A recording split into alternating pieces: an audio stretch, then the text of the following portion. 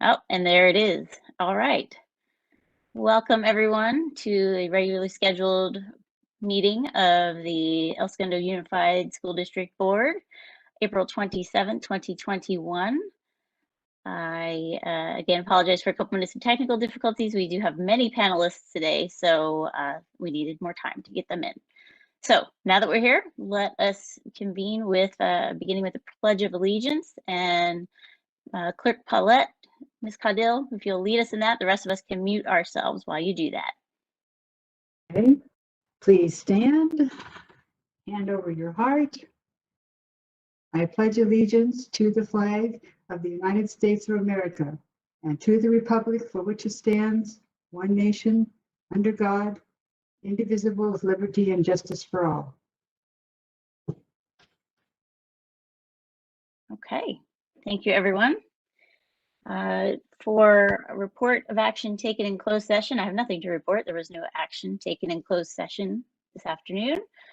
And for our agenda hearing period and public communications, I will tell you that I do have a few public communications tonight. I will read one at this time that is not part of an agenda item, and two later in the meeting because they apply to items 6B and 6D on our agenda. So I'll read them just prior to those.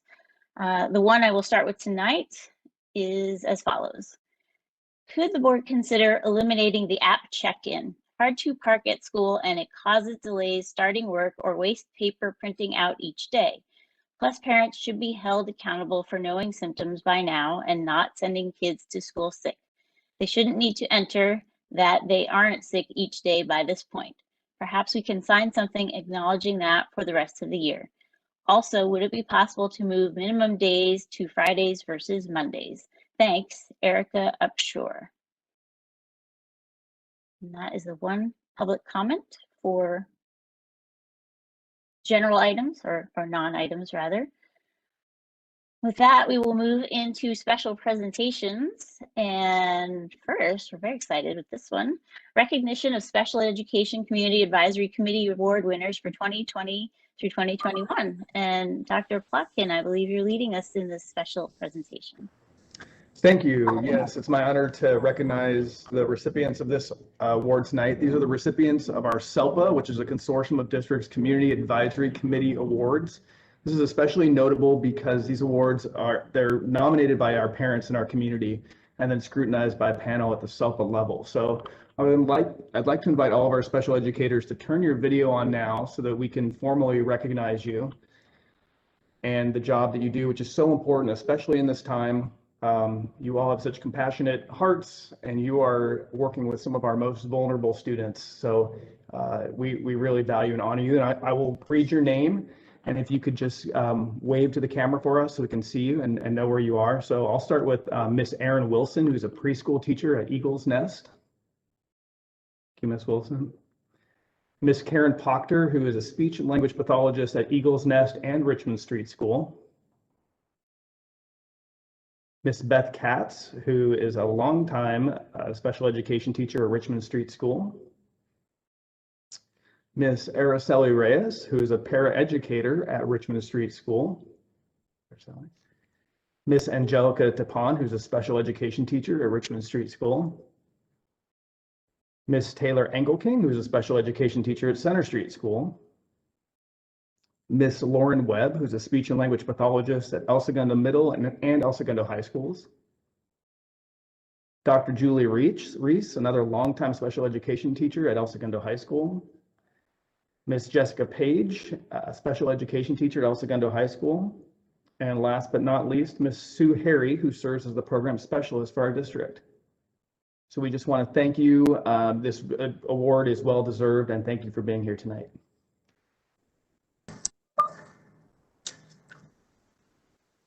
I'd just like to add that in a year that's been struck with extraordinary challenges, these were some of the first heroes to return back to the school setting, and that was simply remarkable. They put the needs of their students right up there, and they never missed a step.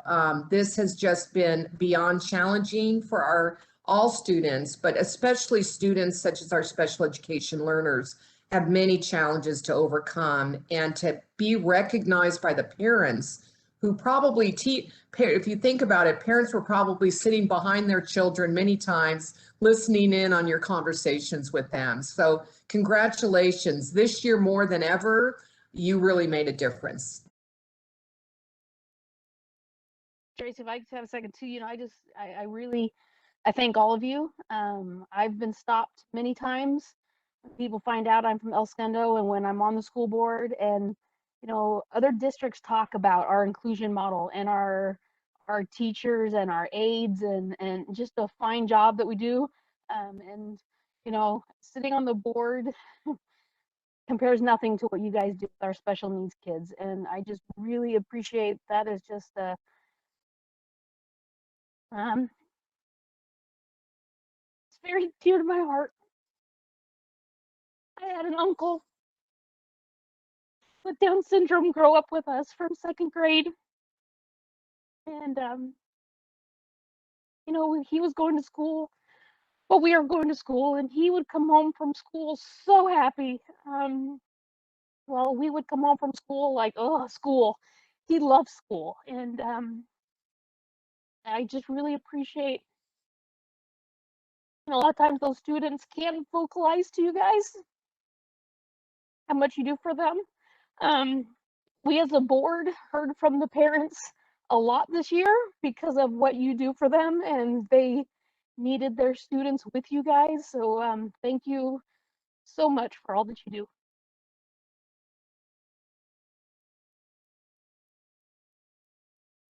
I couldn't agree more.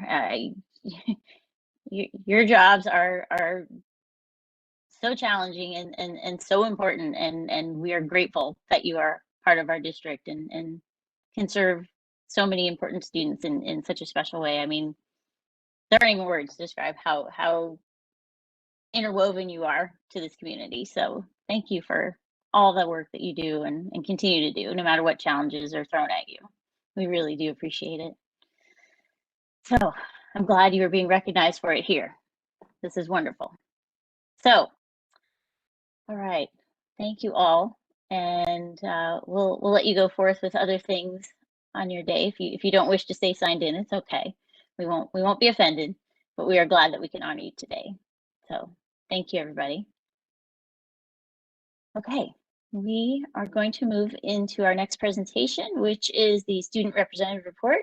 Benny is here to share with us what's up at the high school. We've got a couple things going on. To begin, we're encouraging students to continue signing up for the Jump for Education. So we put out a couple videos, some posts for that, just trying to get kids to sign up, to raise some money. And then the biggest thing we are planning right now is the Senior Masquerade on Main, which is an event just for seniors this Friday from 7 to 9. There'll be food there. We're going to have some games and a big surprise for students. And so that's the biggest thing we're advertising right now. That's big stuff. All right. Thank you, Benny. Hope everyone has a great time Friday night. All right. Our next presentation is on the ESUSD survey results and potential increase of in-person instruction for elementary and secondary hybrid students. Dr. Moore, would you like to set that up any further, or shall we introduce Ms. Janasek and Mr. Rabi'i?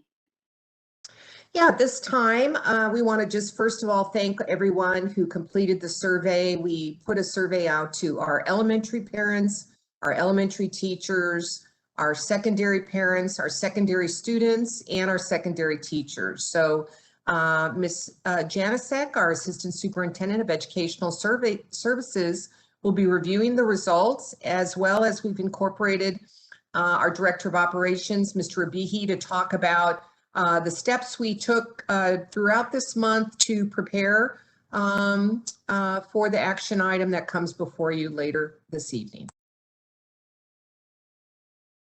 Hey, good afternoon, President Miller-Zarnecki, members of the board, Dr. Moore, and all of you in attendance. This afternoon, Mr. Rabi'i, the Director of Operations, and I will be sharing data on the further reopening of our schools in ESUSD with relation to the new health order, safety analysis, and feasibility study, as well as Dr. Moore mentioned, the survey results. These all helped inform our superintendent's recommendation to the board on the next steps for reopening. Next slide, please. Okay, thank you. Just as a quick review, you can see the steps taken over the 2021 school year in ESUSD. There's been a lot. The timeline speaks to the shifts, changes, and adaptations truly made by everyone over the past school year. And it's a true testament to the flexibility and dedication of all of our stakeholders. Our teachers have been doing an incredible job. Our students are attending school in a hybrid fashion and happy back. So what led to another possible change? Next slide, please. Thank you. At the beginning of this month, the health order was revised again, allowing schools to use a minimum of 3 feet between staff and students as opposed to the former previous 6 feet in all of our general education classrooms. For more specialized groups, such as intervention, there's a maximum of 30 students and 2 adults per group. With this new information, and our first step was to complete a feasibility study to open within the new guidelines in each of our schools. At this time, I will turn it over to our Director of Operations, Mr. Abii, who will explain the assessment process that took place and what the findings were. Thank you, Mrs. Janicek. Certainly there is a great deal of logistics to be had as we explore going towards a full-time instruction model. This can be considered kind of the bookend to the COVID-19 impact on school closure that we've witnessed for the past 13, 14 months, basically reopening our doors to more students during the school day. Just to kind of set the stage, we're going to be looking at well over 230 classrooms that need to have their desks back.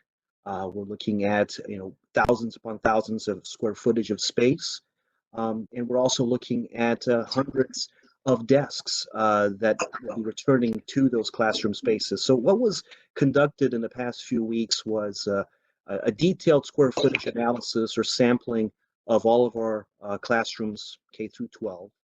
We do indeed have for lack of a better term, a hodgepodge of classroom square footages across the district. And that's partly because of the historic nature of when our school buildings and classrooms have been built. We have a school that was built in the 1920s and a school that was built in the 1950s, 1960s. So there's a great deal of disparity with square footage, but taking into account that aspect. And then bringing into the equation what the latest protocols indicate, which is essentially no greater than 3 feet of a separation between center of student to center of student, or also known as nose to nose. So that distance between among students is very critical. And then the 6-foot separation between a teacher and the students. So going into the classrooms, calculating the square footage, calculating how many desks can fit based on the protocols, and the most safe environment, of course, to have students with respect to the teachers. That was one of the critical first steps in this logistical plan. Next slide, please. And then moving towards the process of getting the desks back, but at the same time, the need to purchase new desks. One thing to keep in mind at the primary grade level, the pre-COVID days, we had these long tables where you had 2 students situated at the table. Well, that didn't allow for a 3-foot separation. So currently we have it where only 1 student sits at that particular table.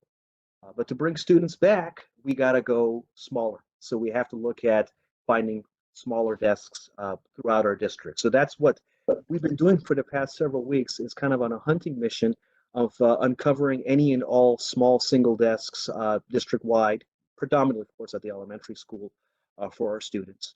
But at the same time, the need to purchase new desks. So following our procurement processes, working with various vendors to get the best deal, the best bang for our buck, if you will, we're able through Meteor Education to secure a number of new desks for our 4th and 5th grade classrooms, as well as for the middle school. And so we're anticipating the arrival of those desks and the distribution, as well as the assembly of those desks in the coming days. And that, of course, keep in mind, kind of, I guess you could say, killing 2 birds with 1 stone, not just procuring new desks, but also procuring future-ready desks, future-ready furniture. furniture that allows for that collaboration between among students in the classroom, movable furniture. All of our new desks are going to be equipped with casters so they get moved around the classroom. And of course, at the same time, keeping in mind the disinfecting processes, making sure that the material that the new desks are made of or built of will withstand the new phenomenon of disinfecting, of course, that COVID has brought on and will not decay easily. And then we have the existing desks. You've probably seen a number of these containers throughout our schools. We've got 2 over there at Center and 2 at Richmond, 2 at the high school. In those containers is a number of furniture pieces that back in March and April of 2020, our custodial team, our M&O team started to disassemble and place in there to maximize space. Well, all that furniture, which includes chairs, are coming out. And we're in the process. It's an arduous process. It's taken quite a bit of time, but we're reassembling everything. And then we'll, of course, be returning everything back to the classroom. So that reassembly of furniture is definitely a significant task. Next slide, please. So at this time, working with our vendor for the new desks, we're working on the delivery and distribution of those new desks at the elementary schools, as well as at the middle school. As I shared, the reassembly and relocation of our existing desks. And then I can't thank enough the group that's really behind it all, that is making all of this happen. It's our strong and mighty army of 15 to 17 custodians and 5 M&O workers who have done nothing but work throughout this entire pandemic on site and in our facilities, and are now in the process of bringing the furniture back into the classrooms. We're also working with some auxiliary personnel support by way of a possible move management firm to assist us. Again, with only 21 individuals in a short time span, we do need that extra support. And then the coordination. Obviously, we've got hybrid classes happening in session right now. We can't just barge right in and bring the furniture back, so we have to be mindful of when those classes come to an end on that Friday afternoon so that we can hit the ground running. It's going to be a long Saturday for all of us, and I look forward to being here with our team to bring this to fruition. We have, of course, and will continue to navigate the waters with this logistical plan. We will, of course, come across obstacles and challenges, but we're continually thinking outside the box. Again, I just wanted to commend the M&O and custodial team. Whenever there's an issue with this logistical plan, each one has an idea, and we explore those ideas. In fact, we're exploring those ideas right now to make this happen. But it has been quite a process, and here we are at this step in this whole journey. And back to Mrs. Janicek.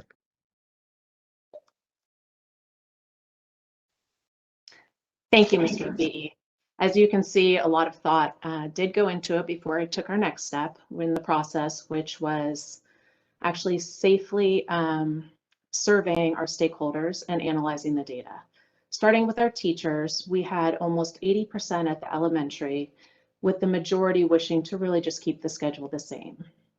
At the secondary level, we had 91 out of 91 hybrid teachers respond at 100% participation rate, indicating a mixed response.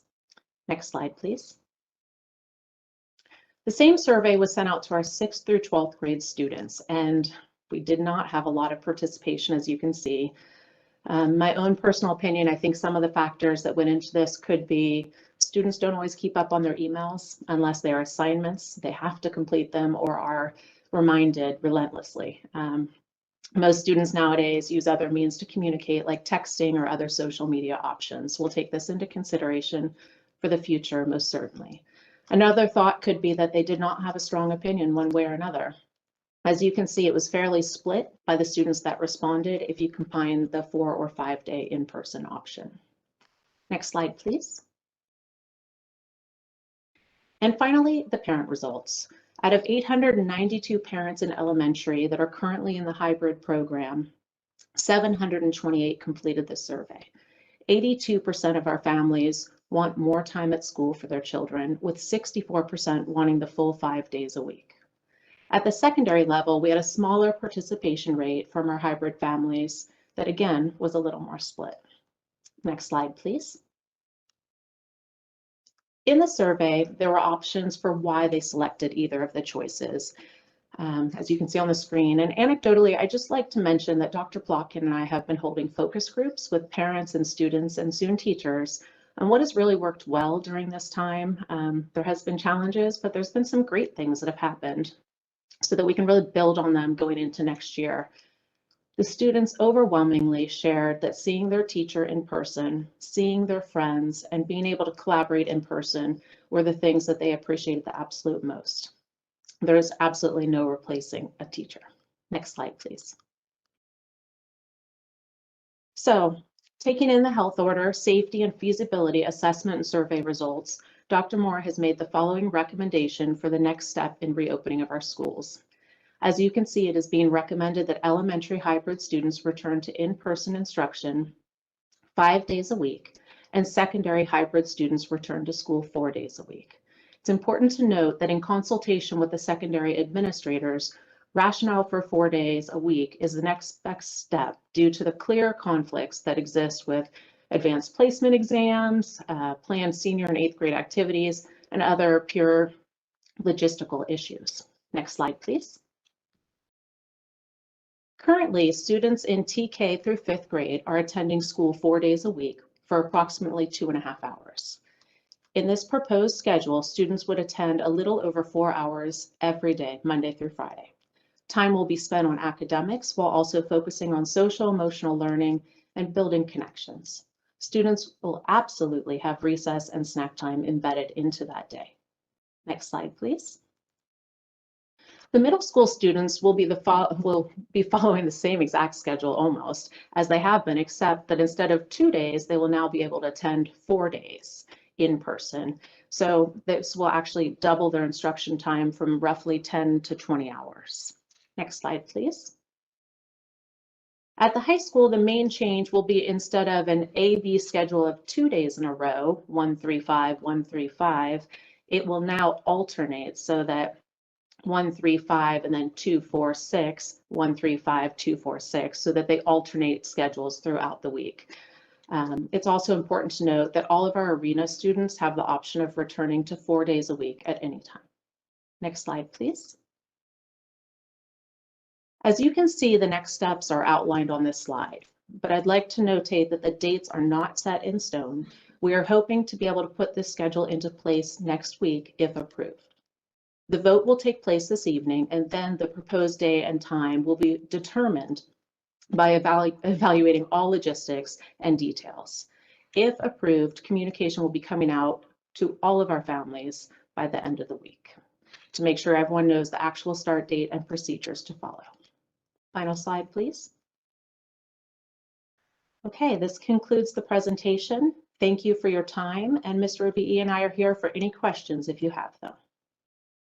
Yeah, so board members, let's take this opportunity to ask our questions and save deliberations and discussion for the action item later. Any questions for staff? I will say I liked hearing outright that yes, we will have outdoor time and yes, we will have snack time, because we definitely know that extending the time, especially for the elementary kids, they're going to need movement and snacks. So that is nice to know that that was thought of and included. Anyone? Daima? So I just want to go back to the last slide that you had and ask a question. I know you had the dates on there. You're saying that that is just the earliest suggested date, but that is not the date written in stone. And I just want to have you clarify that so that anyone who's on this call understands that that is not the pack and play day. Thank you so much, Member Wheaton. That's a really important point, because I do not want people putting this in their calendar even after it's approved, if it is approved this evening. So our intent is to start as soon as possible, hopefully sometime next week, but we have to make sure what Mr. Obi said, all the logistical planning is in place and secure and safe, that our teachers are prepared and ready and ready to accept the students. So thank you for making sure that everybody knows this is not the actual date. It's what is in the presentation, and we're hoping for next week, but we realize this is really quick notice. So we're going to put out communication as soon as we can.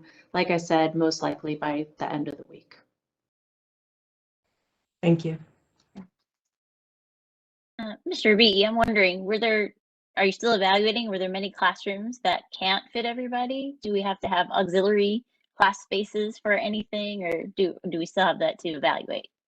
That's a very good question, President Zarnicki. So as a matter of fact, over at one of our schools, Richmond Elementary Schools, we do have a number of classrooms that are unique in terms of their square footage.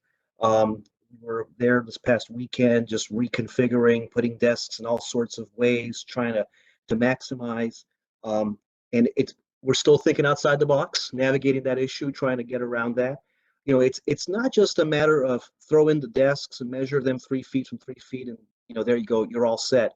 There's so many other considerations. We also have fire code considerations that we have to keep in mind, making sure that there's egress and ingress were there to be an emergency. So there's other factors that I'm also putting into the equation.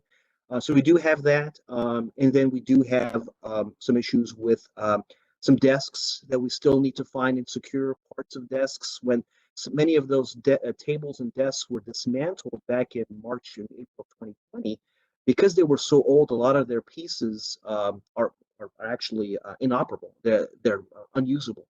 So we're securing through our vendor, like Home Depot and Lowe's, what have you, parts and apparatus that we can actually use to get those desks back up properly. And there's a lot of table and desk adjusting that we have to do to meet the different grade levels. But yeah, so we do have a number of classrooms that have posed some challenges. Fun logistics challenge. Yes, I'm sure. Well, thank you for all that work that the team is doing on that. We appreciate your thoughtful examination of every single space we have. So thank you. Daima, did you have a question? I just want to follow up on that. Speaking of challenges, you mentioned that you guys have factored that in.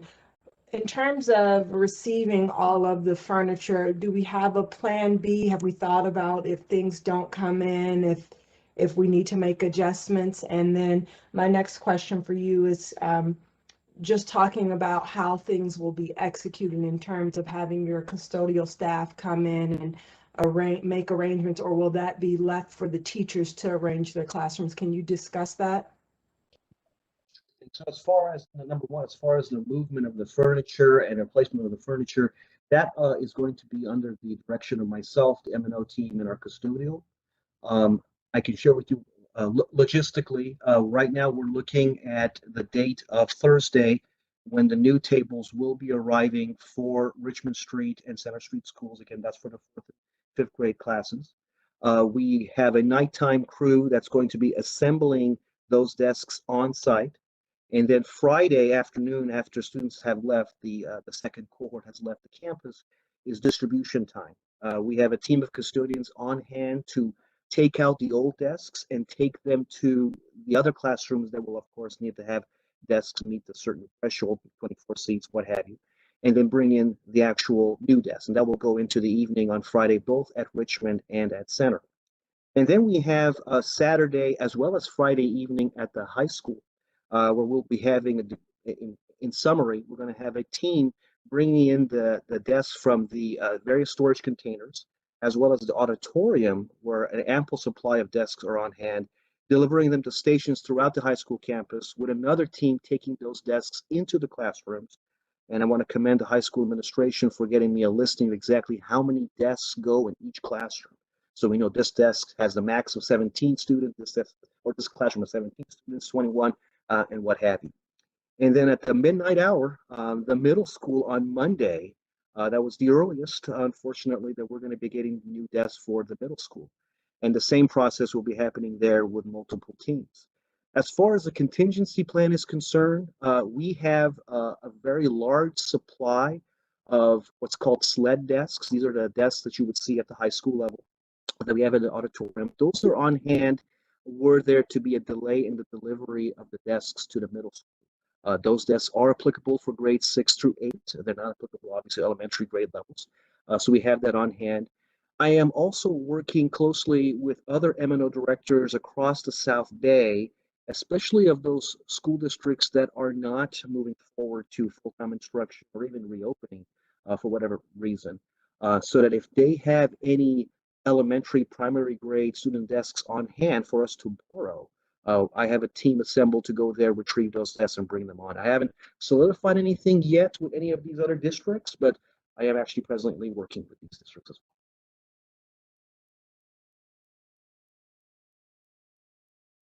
well. Okay. I think I have a question for Ms. Janicek.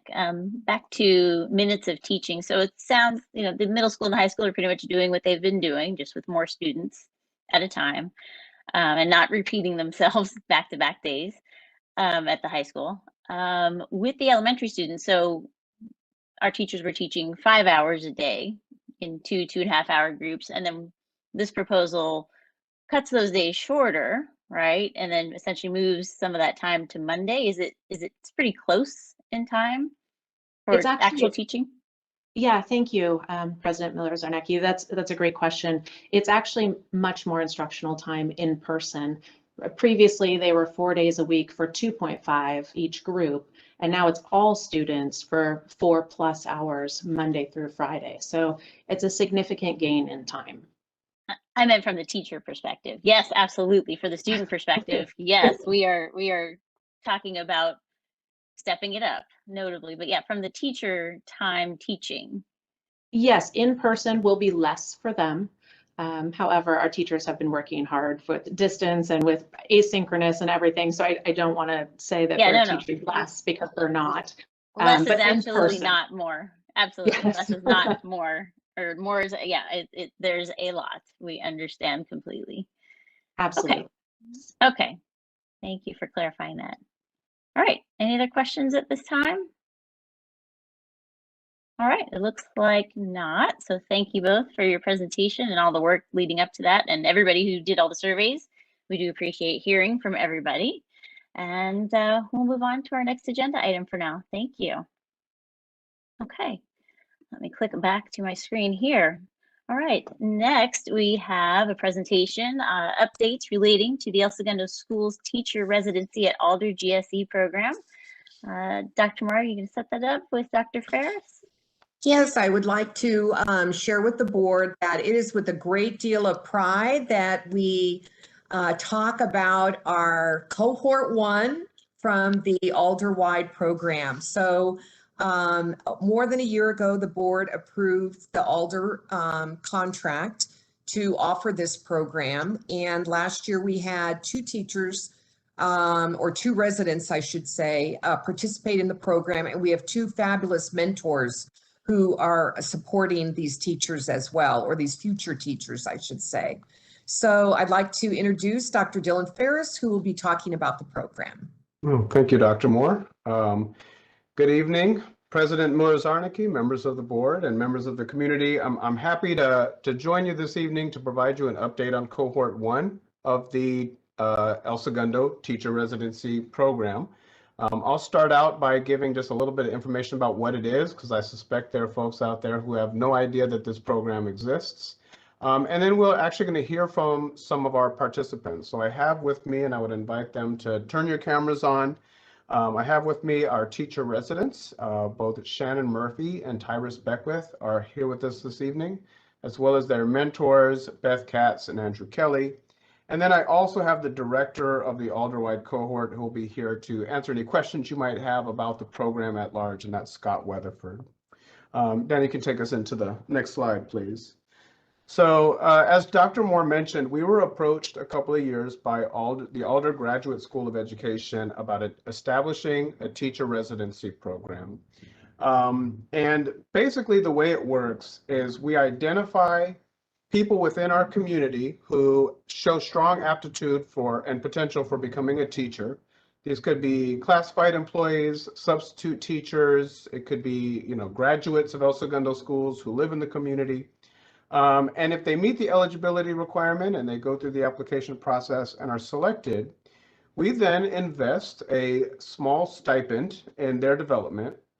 In turn, they work in our classrooms as part of this program 4 days a week under the direction and mentorship of their mentor. So they're in our classrooms all day, 4 days a week, as an extra set of hands. They also are enrolled in the Graduate School of Education program, which they end the year with a teaching credential and a master's degree. So it's kind of a win-win-win situation where they're getting a great program. Our teachers are getting an extra set of hands in their classroom. Our students are getting an extra teacher in the room. And the real goal of this is to train them to not only become really proficient teachers and ready teachers, but El Segundo teachers. And so when they're trained through the year, they're not just getting that traditional, the university program and curriculum, they're getting the El Segundo program. They're getting trained in on our practices, our policies and procedures, and our philosophies. And the hope is that they will come out the other end of this program, and when there is an opening in our school district, they will be very highly competitive and ready to land in our district as a teacher who will be with us for the long term. A little bit about the why are we doing this, and I'm going to tell you, I had to be sold on this program. This wasn't something that I just I drank the Kool-Aid from the beginning. Because we're a destination district, right? We don't have like people want to be here, so we don't have a hard time getting applicants. But here's the problem that we do have. One, there are hard to fill areas. So there are certain areas where there just isn't an applicant pool out there, no matter how desirous your district are. And for that reason, our residents this year are specifically being trained in special education, which is a hard to fill area. Secondly, what we do have is a problem with retention, meaning the cost of living here is high, and we do see people come into our district and they get the jobs, and then it's a few years down the road and they're developing families, and it's just too expensive to stay. And so we see our teachers that don't necessarily come in and are here from being hired as a new teacher and staying until retirement. So part of the idea here is that by recruiting folks from within our community, you're recruiting people who already have some roots here, right? And so there is a potential for them to be with us for the long term. Next slide, please, Danny. All right, just a little bit more about this. The program that we're part of is a cohort. So we have 2 residents, but we're partnered with other organizations in our area, and they're all together and they form a single cohort. We have a director, Scott, who's here with us this evening, who really oversees our cohort. And when they're providing feedback to our students, our residents, they're getting feedback that's directly for our program.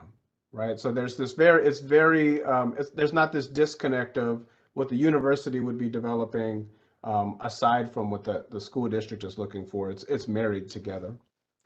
And as I mentioned, the idea is that it's helpful for retention rates.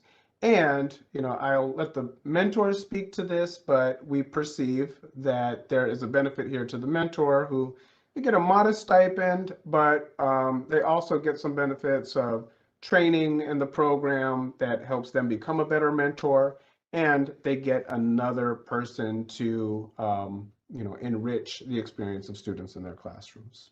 Next slide, Danny. So I mentioned we're part of a cohort. So these are the other organizations that are tied to us in this. We call it Alder Wide is the name of our cohort, but Environmental Charter, WISH, LA Promise, ISEF, and Da Vinci's are our partners. And if I can, next slide, Danny. Our cohort this year has 19 residents. The intent is for our cohort size to grow, and we expect it to grow next year. We will continue to host 2 is what our proposal. That's about our threshold, because part of the concept here is we want to make sure that there will be openings that they can apply for in the future. So we don't want to commit residents that we won't be able to hire in the future. But currently we have 19 residents, 6 organizations, multiple subject areas. We host 2, and as I mentioned, in special education. Next slide, Danny. You'll hear about this from the residents themselves today. it's year one. This is our first cohort. This is the first time we're going through it, and it's not exactly what we had envisioned at the onset. But we have had a tremendous feedback from both the residents and our mentors about the experience. I'll let them sell you on the program, but it's been a great year for them. And so let me get to the next slide, Danny. I have a little bit of feedback, and this is coming from the Alder-wide director who just, I'm selling you, and I'm going to tell you why I'm selling you. I'm selling you on this because we want to renew for next year. And at an upcoming board meeting, we'll be bringing back the MOU renewal and the 2 candidates we have lined up for next year already. But this survey had gone out to the Alder program's mentors, and you can guess they all had good things to say about the program. So 100% of our mentors say that the experience has made them more committed to their organization. Next slide. It's been great for students. Next slide. And mentors actually are saying that they have growth in their practice because of the experience. Next slide. Okay, a little bit about the nuts and bolts. So looking ahead to next year, where our cohort is going to be adding another partner, Ednovate. The monetary investment that we put forth is a nominal $15,000 stipend for our residents. The residents are not permitted to have jobs for the year, so that's it. They're living on $15,000. They're with us, in classrooms all day long, 4 days a week, and they're paying for their university program. Alder really looks for ways to make this doable for us. So there are some offsets. We're expecting a $5,000 offset next year. Our mentor stipends is again a modest $3,000.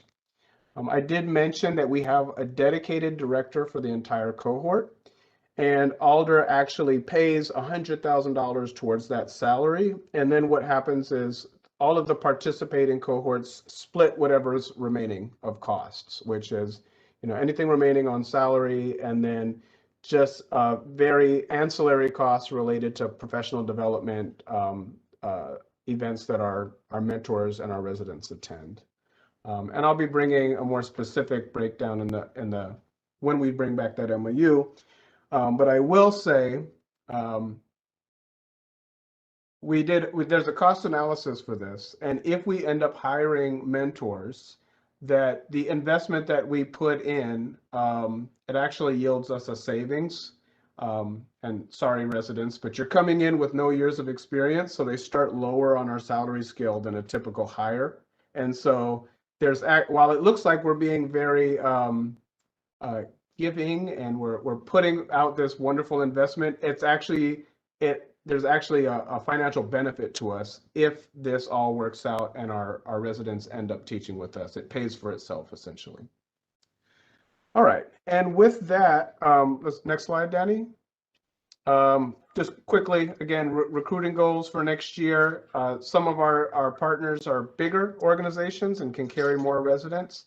We have a modest, 2-person commitment each year. Okay, so let's pull the slides down, Danny. And we'll, that way we can see everybody a little bit better. And we're going to start off with having Beth just provide a few words about her experience this year. My name is Beth Katz, and I'm a special education teacher at Richmond Street School. My resident is Shannon Murphy. I feel very fortunate to have had the opportunity to participate as a mentor teacher in the Alder Teacher in Residence program. I wish I had the chance to participate in a program like this when I was getting my credential. Our residents are a part of our El Segundo community. They attend all staff meetings, observe and work with our service providers and teachers. They consult and provide support to our instructional assistants. They co-teach in our classrooms, assist with the development of IEPs, and collaborate with families to best meet the needs of our students. My resident, Shannon Murphy, and I embarked on a year like no other. Throughout the year, Shannon continued to demonstrate growth as an educator. She has taken her role as a co-teacher with great dedication and professionalism. Shannon cares deeply about our students, and under her direct instruction, they have thrived and they continue to grow. Several times throughout the year, we have takeover week. This is a time when the residents take over the responsibilities of the mentor teacher. Shannon prepared lessons, managed the caseload of students, attended meetings, and perfected schedules, which is one of the most challenging parts of our job. Shannon was wonderful and the transition was flawless. Now it is the end of our program, and we can be certain that our residents reflect the core values of our district, and moving forward will be wonderful additions to our special education staff and our El Segundo community.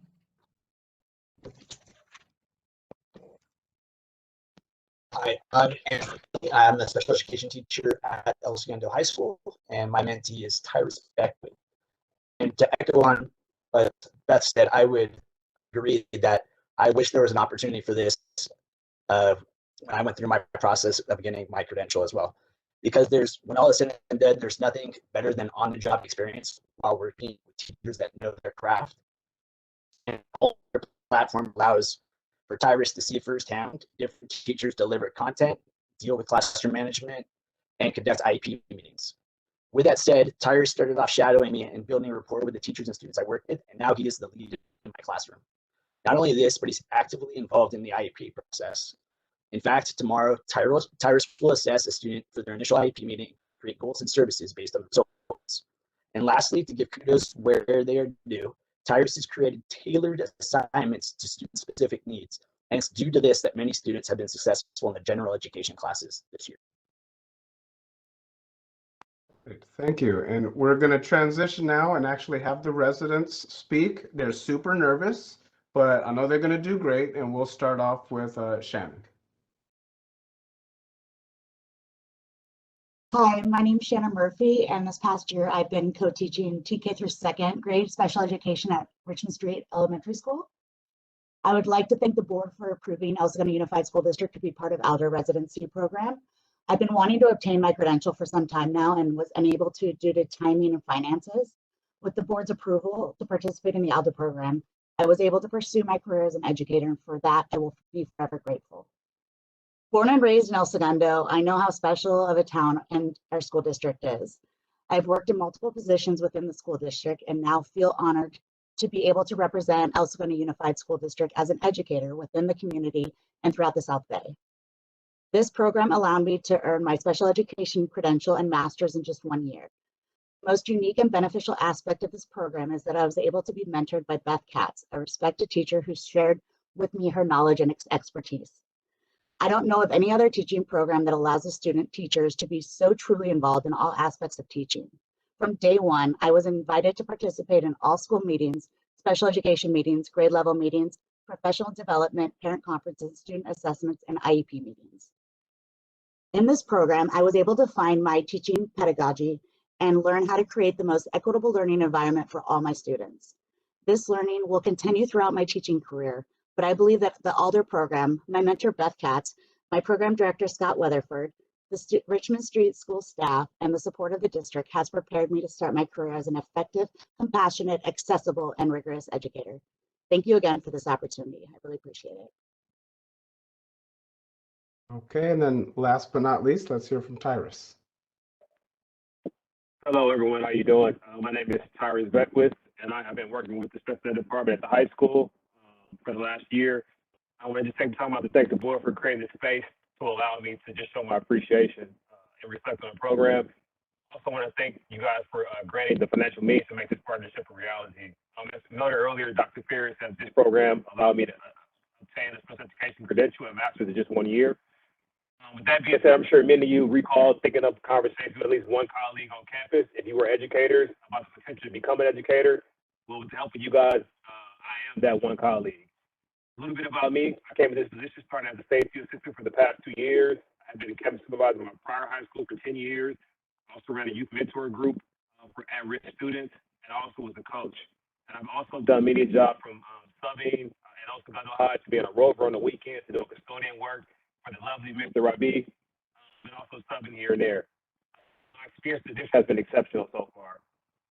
Connected with some remarkable teachers and classified staff, and most importantly, the students. I I enjoy being on campus, really any asset that I can or any form of way that I can.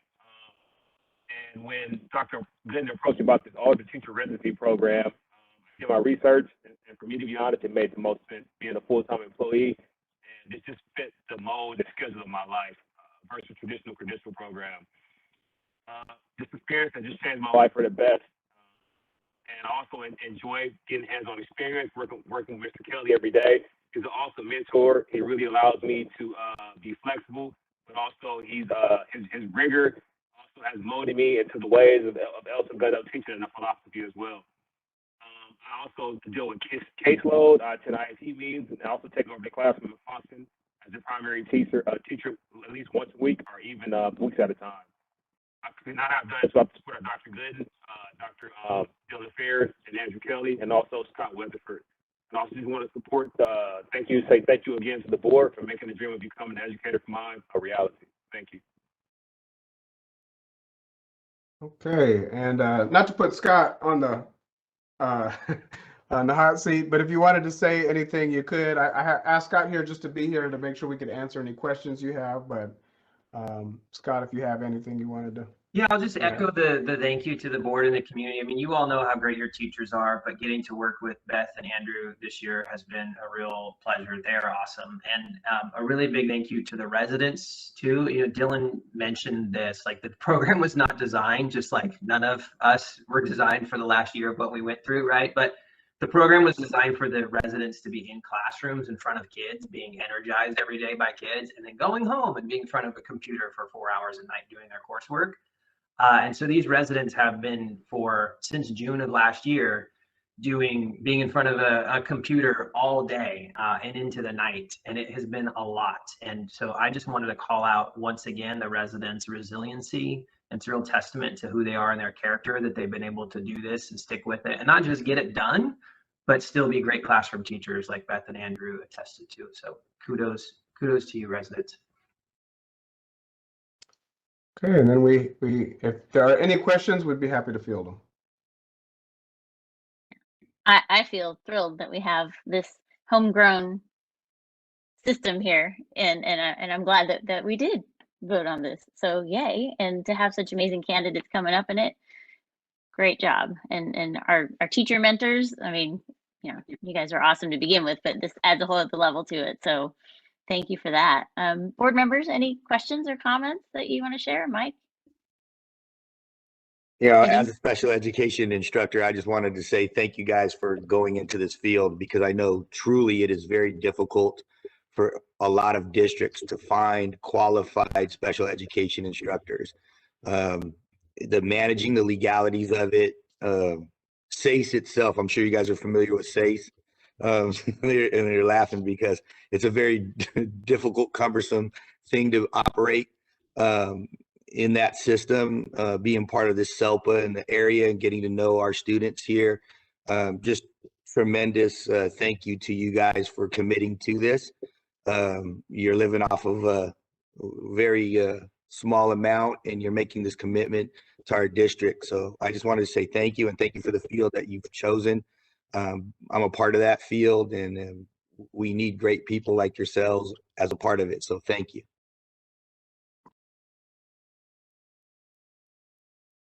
Great. All right.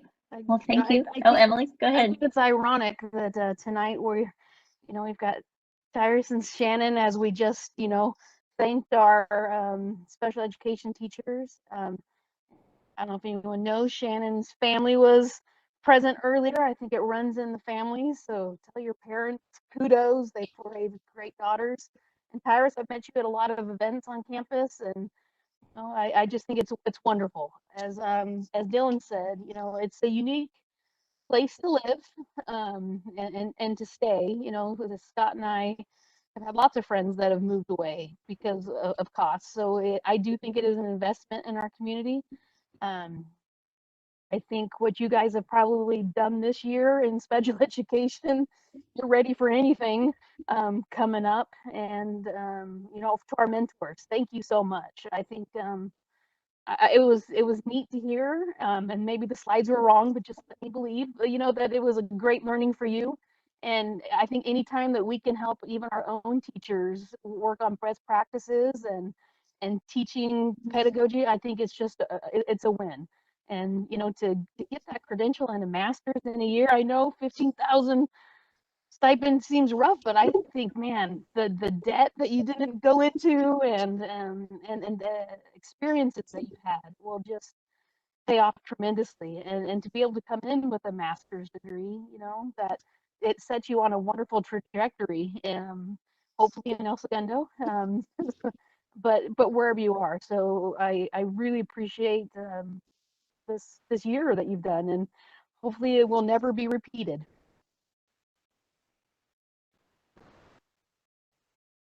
Yes, quite the year. All right. Right. Well, thank you everyone for being here. Appreciate all your work and learning all we did tonight. So thank you. Okay. And again, if you want to sign off, we won't be offended. It's okay. All right. Board members, we will now move into our consent agenda. Tonight we have items A through O. Does anyone need to pull any of these items, or can we ask for a motion on all? Looks like a motion on all might be ready to go. Anyone like to? Okay, Naima, you'll put forth these together. Go ahead. You can go ahead and vocalize that because you know it's a big one. I made you find the mute button. I'm sorry. Trying to get off of mute. I move to take a vote on consent agenda items A through O. Thank you. And a second. Second. Thank you, Mike, for the second. Any discussion on any of these items? All right, everybody's done their weekend read and caught up on everything. Thank you for that. A lot to go this weekend. All right, let's move into voting. Benny, your advisory vote. Aye. And Mike? Aye. Daima? Aye. Paulette? Aye. Emily? Aye. And I will vote aye. Motion carries 5-0. Next up, we're going to action items. Our first is the acceptance of gifts. If Clerk Caudill would read those. Okay, in accordance with the Board of Education Policy 3290, the Board of Education may accept gifts as long as there is no conflict with the Education Code or other public laws. The school district has received generous donations such as Chevron Products has donated $125,000 to be used district-wide. Project Lead the Way donated $5,000 at Richmond Street Elementary School, and Kroger donated $907.25 to the middle school. These donations do not conflict with the Ed Code or public laws regarding acceptance of gifts. I move approval. Okay, we have a motion for acceptance / approval. Can we have a second? Okay, Daima, I see your second there. Any discussion on these items other than me saying, wow, Chevron. Wow. Thank you, Chevron. Yeah, thank you, Chevron. We are grateful that you came and founded your refinery here and have proven to be excellent neighbors and supporters of our district, for sure. Any other discussion? Okay, then let's vote. Benny, your advisory vote. Aye. And Mike? Aye. Daima? Aye. Paulette? Aye. Emily? Aye. And I will vote aye. Motion carries 5-0. All right, our next item, I do have a public communication related to this, so I should read that first, if that's okay. All right, stand by while I shuffle screens for a moment. The technical challenges of having multiple things on a screen. Stand by. Okay, for this item, 6B, approval to increase in-person instruction for transitional kindergarten through 5th grade hybrid students from a 2.5-hour schedule 4 days a week to a 4+ hour schedule 5 days a week on campus. I do have 3, 4, 5 communications on this, so stand by. Here we go.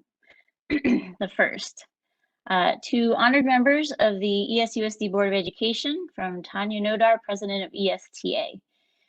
As we all know, a healthy and vibrant school district works collaboratively by diligently listening and incorporating the concerns of all major stakeholders with the common goal in mind of meeting students' needs. You should know that ESUSD's educators are with me tonight because we care deeply about the decision to be made. Unfortunately, the proposal being presented has not addressed the concerns of a major stakeholder, the voice of educators who have worked and continue to work with the students. Prior to creating this proposal, the district surveyed teachers, parents, and high school students to choose the preference of 3 instructional options. It seems that a large discrepancy occurred in the data results, and the concerns of the teachers were then disregarded in determining the course of action for this proposal. We at ESTA are not in favor of this proposal to change the instructional minutes at this time, especially at the elementary level. Since our perspective is missing in this proposal, we respectfully submit this series of statements which highlights our most immediate concerns. This is one of 2 statements. First, let us be loud and clear that our members know that we need to return to a full day's instruction. We all have this goal in mind. However, how and when is where we differ from the other stakeholders. Our rationale is centered on what we think is best for students. It has been a tumultuous school year for our children. We started out in distant learning, then in person, then we returned to distant learning and came back in person again. For the first time this year, these children are experiencing a bit of stability and are established in a routine, which is vital to their emotional well-being. In closing, we request the board vote no on this proposal, meaning not yet. Send the district leaders back to design a plan that incorporates the concerns of all stakeholders. The voice of learning professionals needs to be present in this proposal. Let's not rush this. Let's do this right and work on the timing and rollout. Numerous other logistical details need to be addressed with the district for this to roll out smoothly. We can do better for our students. My second communication to read tonight is to honored members of the ESUSD Board of Education from Stephanie Burns, Vice President of ESTA. One of ESTA's main concerns is the change to the elementary instructional school day. The current AM/PM schedule is working better than we ever imagined. It's important to understand why teachers are hesitant to abandon what we currently have in place. Due to relaxed instructional minutes requirement from the state, we have the rare opportunity to offer our students small class sizes for their in-person instruction. Teachers have been able to mitigate any learning loss accrued during distant learning because they can get to every child every day in every subject to provide valuable and timely feedback. More personal interaction between students and their teacher has allowed the positive relationship to develop. The student-teacher relationship is a humongous factor in increasing student engagement and is key to fostering student motivation and collaborative academic goal setting. Let's not waste this treasured opportunity to heavily invest in students. If we change our instructional day, there will be a loss of instructional time. Anyone who works with young children knows that a switch like this requires teachers to help students adjust to the new learning environment. New rules and procedures need to be developed and practiced, which will replace academic lessons. Students at all levels will need to adjust to a more crowded classroom, increased distractions, and less individualized teacher interaction. This change will be yet another stress on our students. As they are trying to navigate this new school environment, they will also be asked to simultaneously perform on K-8 state standardized tests and AP exams. That is a double whammy. It is not in the students' best interest to change their instructional schedule at this time, both academically and socially emotionally. In summation, elementary teachers are resistant to the proposed schedule change because of the effects it will have on students.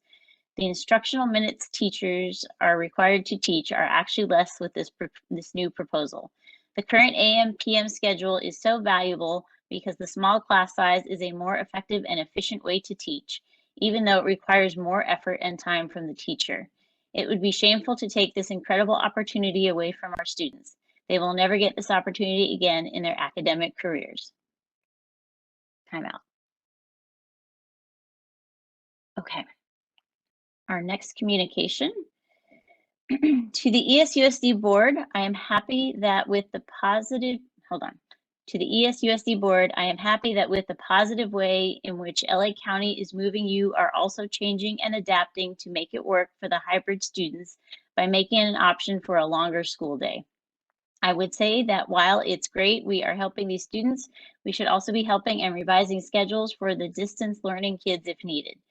I have been trying to get my elementary age child back into the classroom for weeks now, and being told if we move to a longer school day, he will not be able to come back even with a spot opening up by another child moving. We need to do better and help all the kids who need it, especially right now. As a heavily active parent in the school district and community, I am left feeling disappointed by this. I am concerned about my child's emotional well-being, yet am helpless in getting them back into a classroom where they want to be. Thank you for listening. Best, Shauna Lopez Bartha.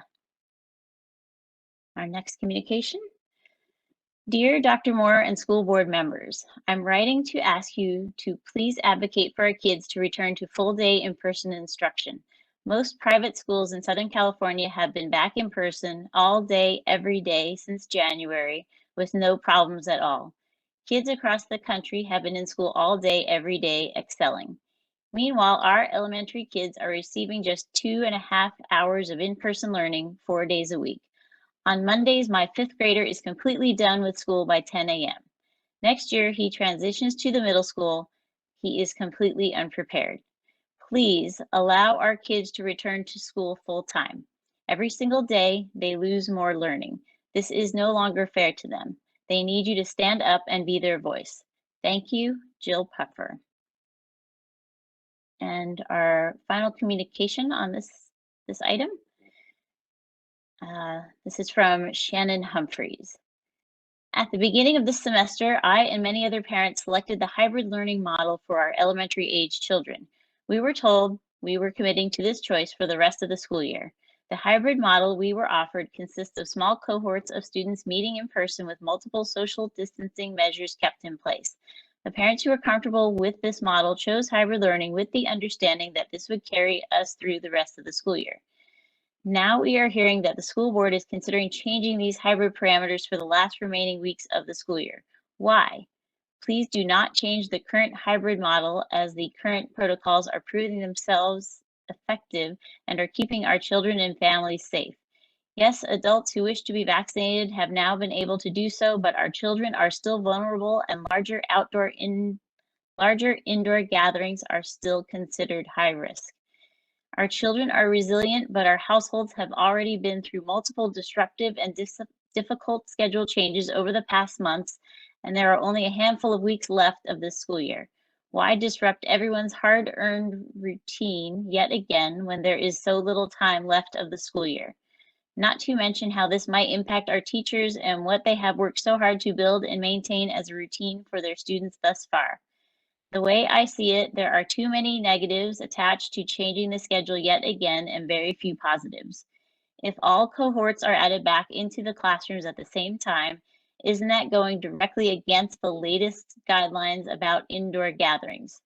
Small groups are gaining the benefits of seeing teachers and peers in person without the addition more risk. Let's keep that the way it is. Please continue the elementary hybrid model the way it is currently working, and we all can make different choices about in-person learning over the summer for the fall semester if desired. Thank you for listening. And that is the last public communication on that item. So having read that, I will go back to the item itself and ask Dr. Moore, would you like to present the item? Yes, I would. President Miller-Zarnicki, members of the board. We're back at this action item, a new action item this evening. And this is caused by a change in the health order. And all along, every step of the way, when the health order shifted and became more permissible, the board acted on behalf of the students of this school district. So in September, when the public health said we could have special ed cohorts of students, the board acted and we brought back special ed cohorts of students. When they said we could do youth conditioning, the board acted and we brought back youth conditioning. When they said we could apply for an elementary waiver, the board acted and we brought back our elementary TK through second grade. And then as things again shifted, the board acted and paused. The board acted and brought back 3 through 5th grade, middle school, and then high school students. This has all been done safely in accordance with health order changes.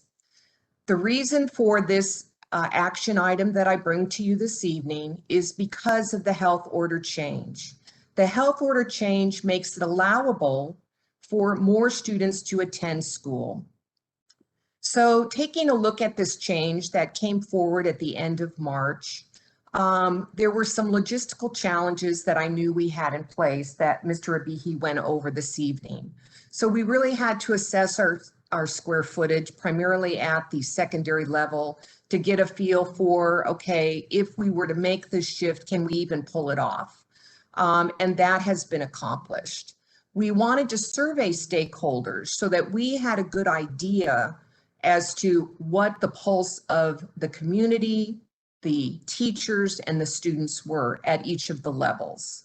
And I would just like to share that all of the input was valued.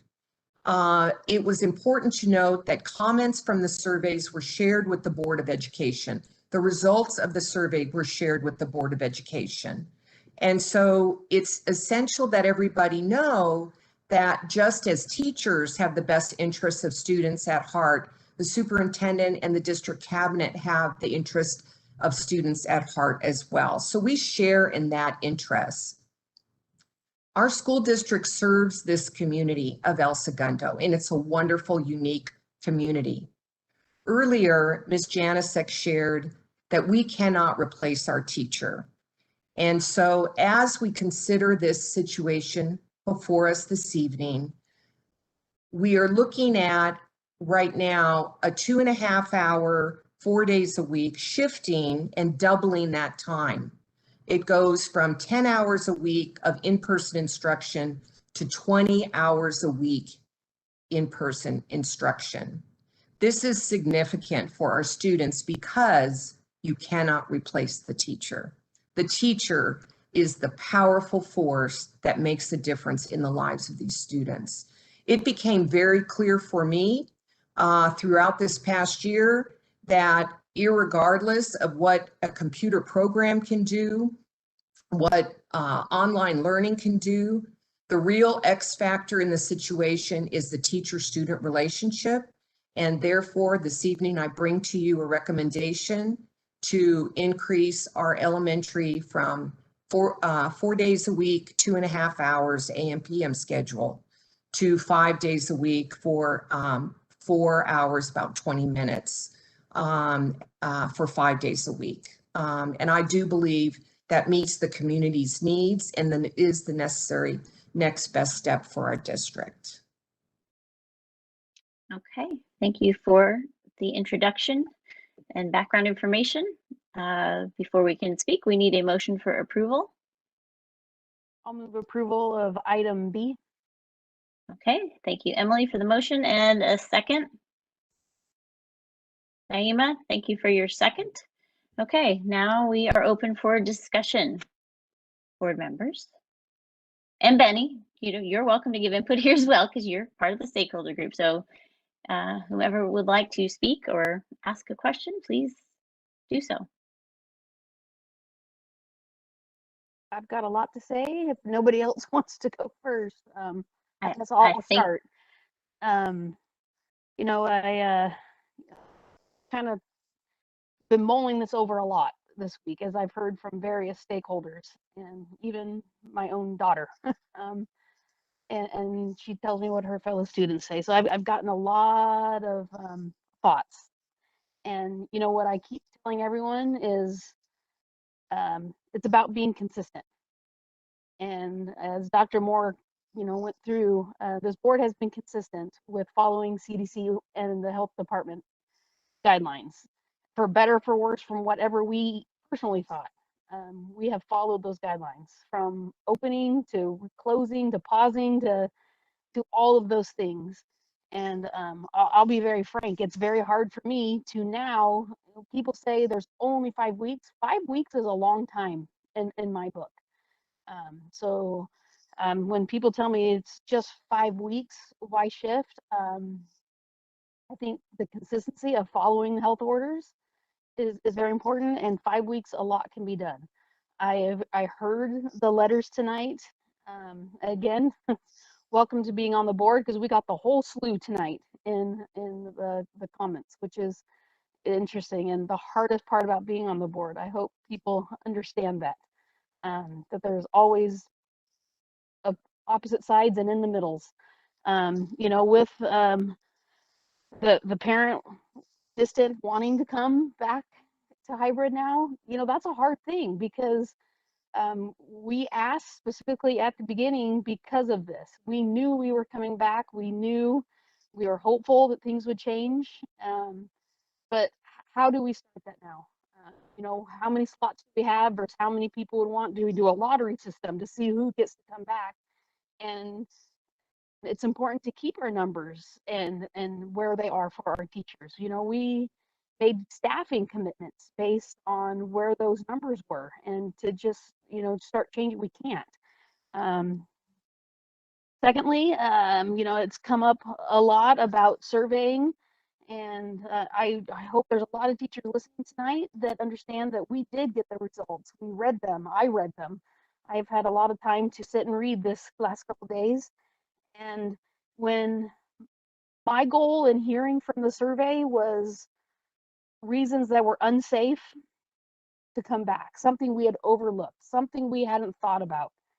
And I did not get that. I understand that another change is hard. I do. I tell this all the time. My poor employees, we've gone from 1 night a week to 2 shifts to weekend shifts to now we're cutting back some to back, and it changes every week on them. And I understand that it's hard, but we are being consistent with the health order.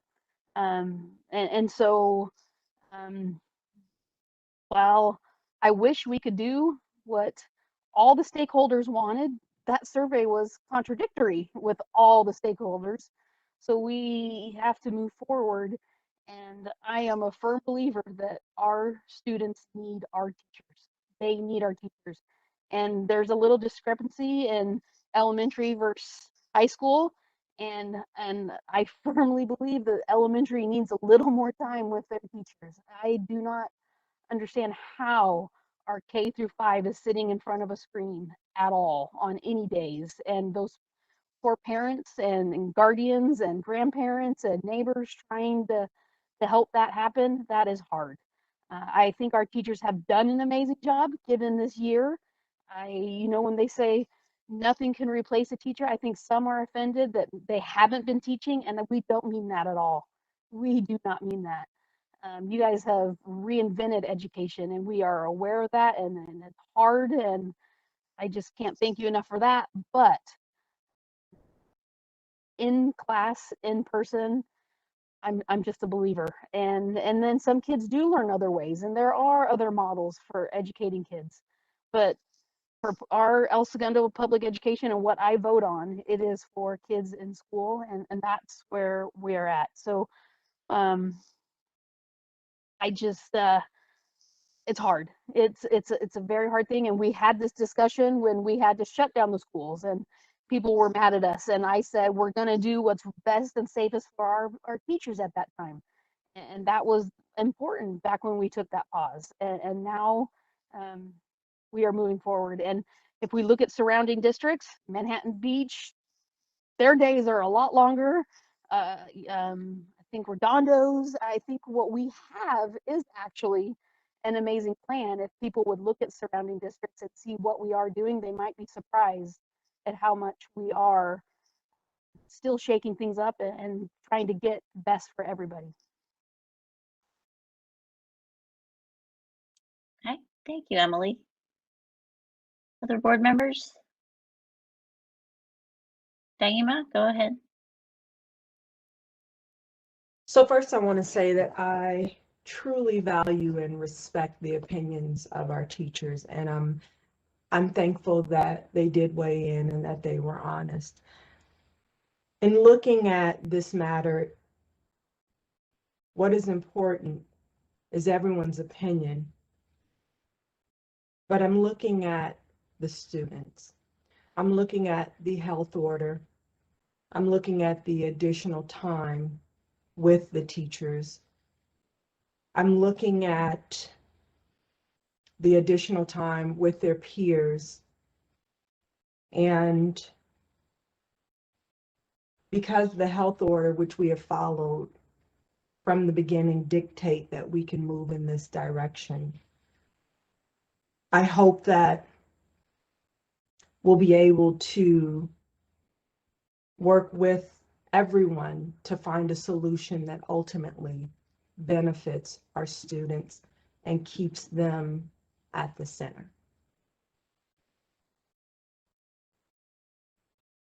Okay, thank you, Naima. Other thoughts? If I could, go ahead, Paulette. Yeah, I just, yes, I agree with all of my colleagues, but I just want you to know that this was not an easy decision. And I've been assured that it will be okay. We'll get there. I can't add much more. It's tough. It is. Thank you, Paulette. Mike, did you want to add something? Yeah, thank you. As a board member, I was reminded a couple of times in discussions that, as board member Lane has stated, that continuity that we said we were going to have in following the guidelines, we stated emphatically, we said when we have the opportunity to open up our schools, we would, and when we temporarily closed them for the safety of the members, all the stakeholders, we did. And at this point, those guidelines are telling us that we can open our schools in this manner, and in that consistency, we need to follow suit. And I'm in agreement with that. And that's as a board member. And if I can give you this insight as a parent, I remember saying something that when we went on this digital platform, that the parents were going to have to pick up a lot of the instructional slack that was not going to be presented because the kids weren't going to be with their teachers. And that was a real thing that parents were going to have to do, and they did an amazing job. But if the opportunity is there that teachers can take that lead again and give students that time that's so deserving that they need, I think they should as a parent, because the parents have been taking this burden on for so long, and increasing the time by more than a half or doubling the time as it looks like it isn't something that I think we should not consider for those parents also as stakeholders. As things start to open up, parents need to get back to work, and school provides those working parents that opportunity to get back. And while we're talking about these resources and working, some of those parents need this right now to maybe keep their job. And so this is an important time as things are opening up that we get back to that.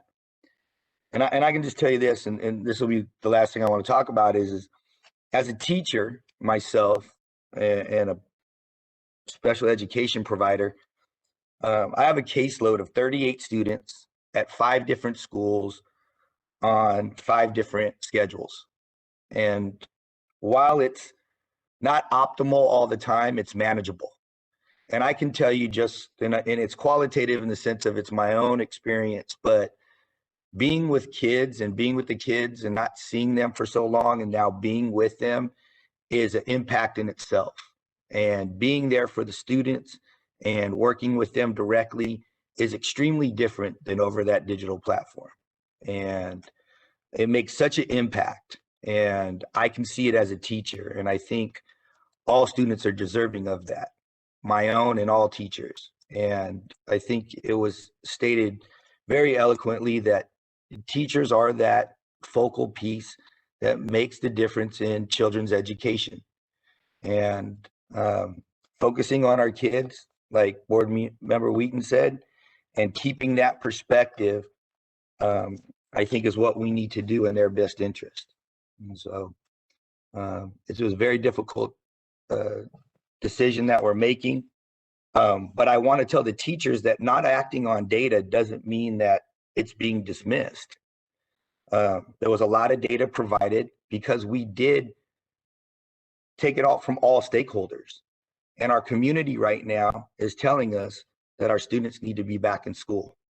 And so I hope the teachers would understand that it's not a dismissal, that it's just, we're not agreeing on maybe how and when things should happen, but I think the administration made a good effort in how we're going to do it. And that when, it's dependent on those logistics, like I think was said to us in the presentation. So those are things that, we have to consider and that are being considered. And so I would hope that, after this action item, that we would all come to work in that best interest of our students.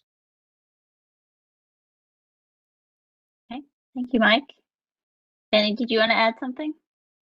Please do. Yes, please. So I understand that this is definitely not an easy decision. Luckily, on my part, my vote, it's more symbolic of the student body and not really taken into account. But I still feel that I want to reflect who elected me ultimately. And I've talked to tons of people from different grades, especially seniors, but more juniors, sophomores, and freshmen as well, through my connections in ASB, sports, etc. And I can just say for a fact that being in-person school truly is what's best, at least for a majority of the students. I remember when COVID first happened, people were excited. It's, school online, you don't really have to pay attention as much, you don't have to work as hard. But within the first, not even 2 weeks, but within the first week, we all realized how actually impactful that this shift would be and how detrimental it would be to some students' academics, their grades, and ultimately mental health too. I remember when we first started opening conditioning for sports, these were kids that a lot of them didn't care for school anymore. They had kind of given up, and going back and being required to be, not necessarily required, as more volunteer work, but these people wanted to be there. They were willing to make the sacrifices. And from then on, it was, what can we do to be here more often? Whether it was sports, once we went to online, in-person school with the hybrid, kids didn't care that it was an hour and a half. Yeah, you'd get some grunts here and there, but people were willing to make that sacrifice in order to be with their peers. And as much as it sucked that they couldn't see half of their friends, they really wanted to be on campus and have that social interaction. So I think opening it up for more interaction, more students, and honestly, more study time, more work with teachers. APs are coming up. I don't feel that it is, I feel it is more helpful to be taught in person than online, especially for these big exams that affect a lot of students, that can affect their backgrounds, things like that. I feel it is truly beneficial to have our students in person as much as possible, and that's just speaking for myself, the senior class, and the high school student body as a whole. Thank you, Benny. Your perspective and being right in there with everybody is extremely important for us to hear. So thank you. I appreciate your expressing that. I'm just gonna take a moment to share my thoughts. Yes, change is hard, and here we are again at another moment of possible change, but we've been forced to roll with change and beef up our adaptability skills in these last, 13 months, and deal with pandemic reality and never-changing health orders. And I want to take this moment and frame it as not just another random change, but as a step on the road to normalcy. I want to look at this as a way to get back to that in-person time, that you know, those hours on campus, those reconnecting more in person with peers, with teachers, with admins, everybody. It's not this crazy random step. It's on the path to getting back to where we want to be. So that's the way I'm framing this. And again, I believe it's our duty to provide the most effective learning experience in the safest way possible. And again, following the health orders we have carefully every step of the way, we're doing that. And I feel that the majority of our students do better on many levels with that more direct contact with our amazing teachers and their fellow students. So, you know, I look at this as, okay, we've had practice wearing masks and we've had practice walking where we're supposed to walk and doing all the protocols that we have put in place. So they've got that down. That's not going to change in the near future. Yes, there'll be more students to do it at the same time, but they're already trained up in what to do. And I believe in them wanting to keep this going the way we've been doing it. So I don't look at that as any extra burden. Yes, getting up and getting dressed or spending more time on campus, that is a slight change of schedule. But again, I look at it as a step on that path to getting back to normal. So that's the way I look at this. And I appreciate having had that survey and having all the comments and communication that we've had on it. It really is helpful. And I completely understand that not everybody can be happy with every decision we make, but we do keep the students' best interest in mind at all times. And yeah, it's a hard job to make those decisions, but we're going to make them and we will move forward together. I know, again, this is just one blip in our time together, and we are moving in the right direction. So, okay, any other comments? I think that's enough for me. All right, let's move into voting then. Benny, your advisory vote. Aye. Mike? Aye. Daima? Aye. Paulette? Aye. Emily? Aye. And I will also vote aye. The motion carries 5-0. And we will look forward to final logistics being worked out, communications that need to happen going out as soon as they can to our community, and moving forward. Okay, our next item on the agenda is the approval to increase in-person instruction for 6th through 12th grade hybrid students from 2 to 4 days a week on campus. Dr. Moore, if you could set that up. Yes, I know the board members have gotten questions about this, and I did want to mention it's important to note the time as it relates to equity. Some folks haven't realized that what they're currently doing is getting 2 days a week for 5 hours roughly.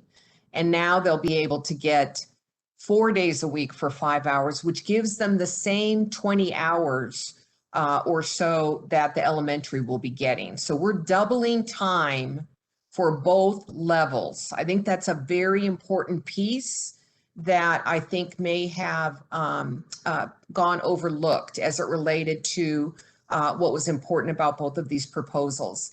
In addition, as you looked at the stakeholder groups, there was some variance in the feelings of people. So we had, for example, our teachers. We had half who wanted to remain status quo and almost half that wanted to shift to more time for students.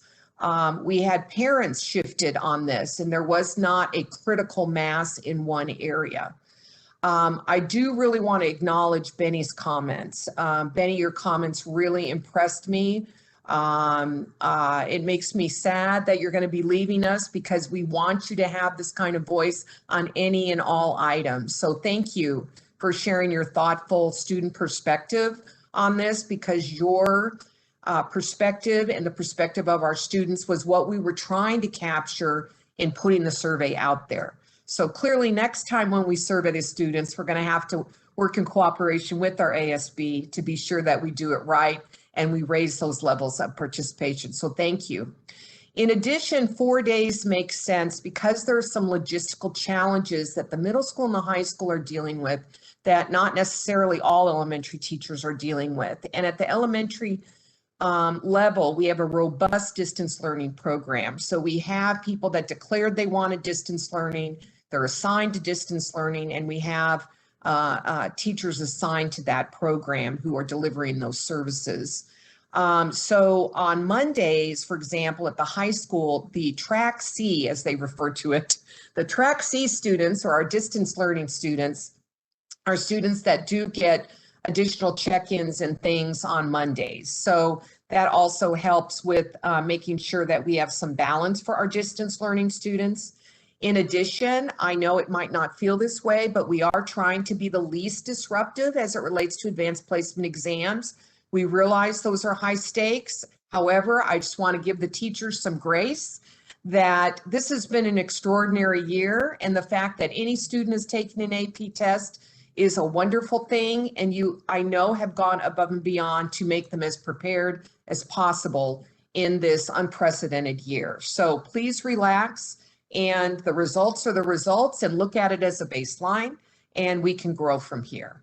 In addition, senior activities. As health department came out with more health order changes, there are opportunities for potentially some additional in-person things that the high school would be considering. So in the past, for example, for seniors, they've had a 4.0 breakfast. Well, we're not going to be able to have a buffet breakfast like we have in the past, but could it be reimagined where parents and students could get together? So I'm not sure what that looks like yet, but that's the kind of thing that could potentially take place on a Monday. For example, Benny, the picnic, the senior picnic. They actually said we could do a picnic perhaps. So it might not mean that, once again, we can have a buffet and everybody goes and scoops up what they want, but perhaps we can have a boxed lunch or something. So there are ways that if you look at the health orders as they're crafted, that Mondays could be continued to be used for some student activities. And we would look to the high school leadership as well as the administration and the ASB to figure those things out down the lines. But that is why we were considering that. And I would just throw in that we should challenge the middle school to also consider some special things for those 8th graders on Mondays, perhaps. And that concludes my recommendation. Okay, thank you, Dr. Moore.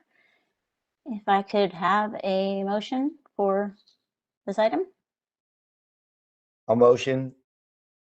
Okay, thank you, Mike. And a second? Daima? All right, thank you for the second. And now is the time for discussion. Thoughts, board members? Yep, after that suggestion, Mr. Wright should get ready for some Monday activities.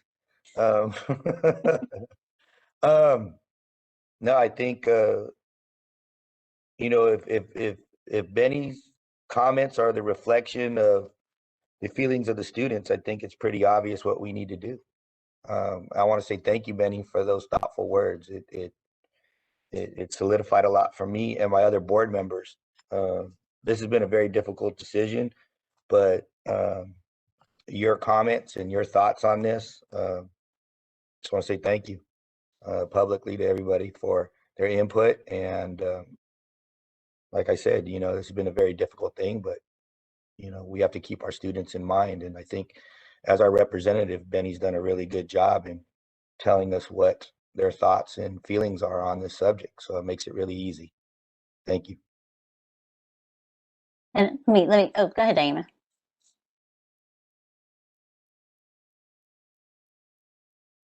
All right.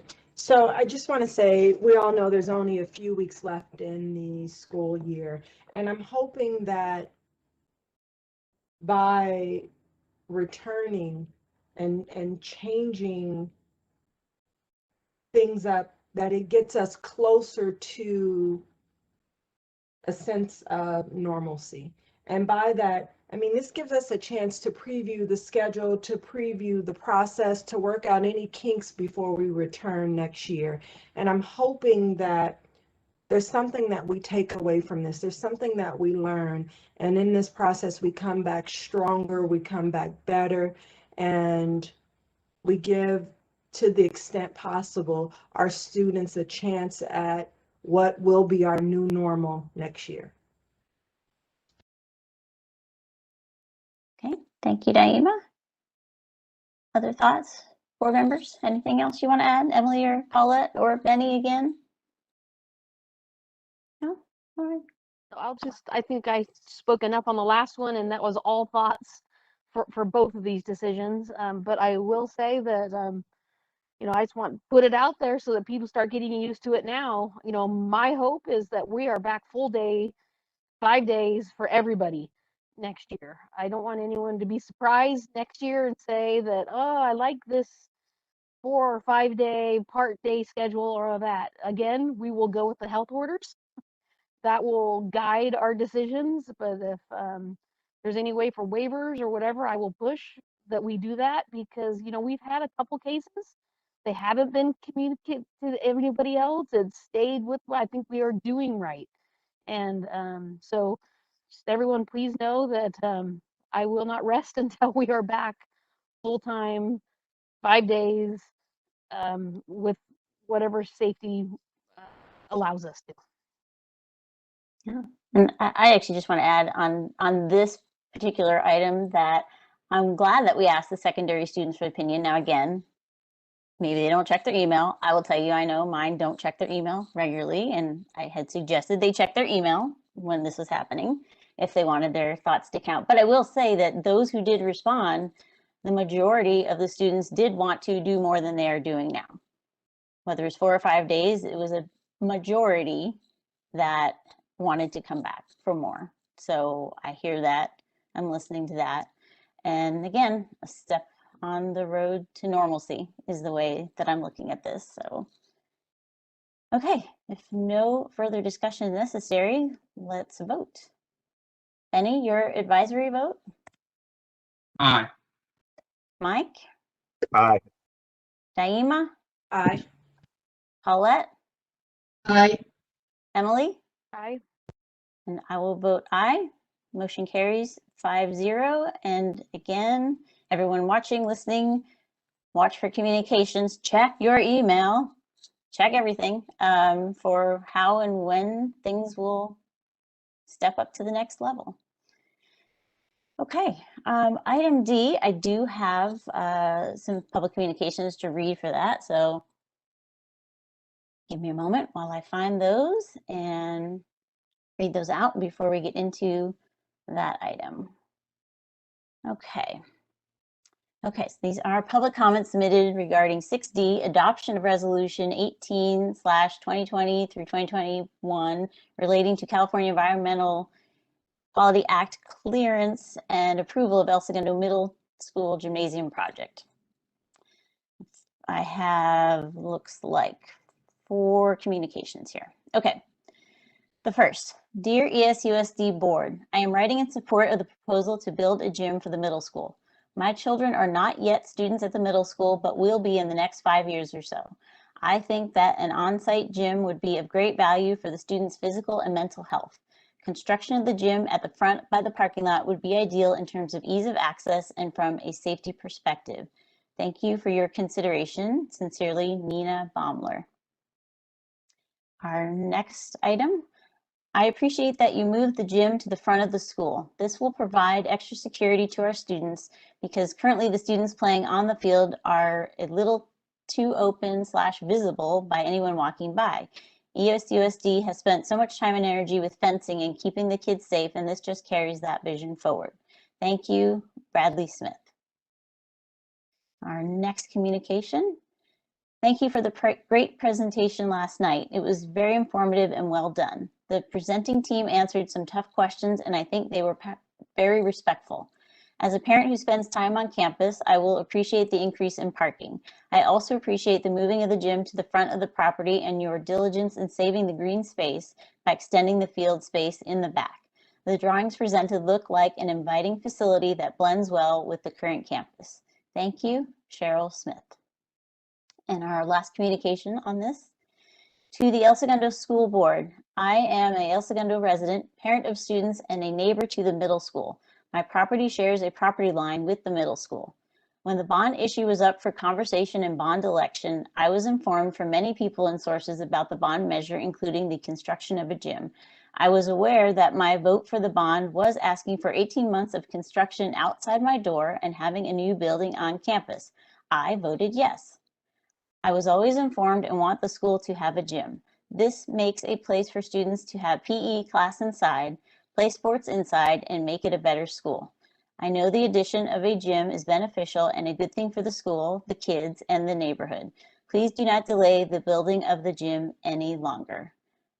And that was submitted by Barry Gribben.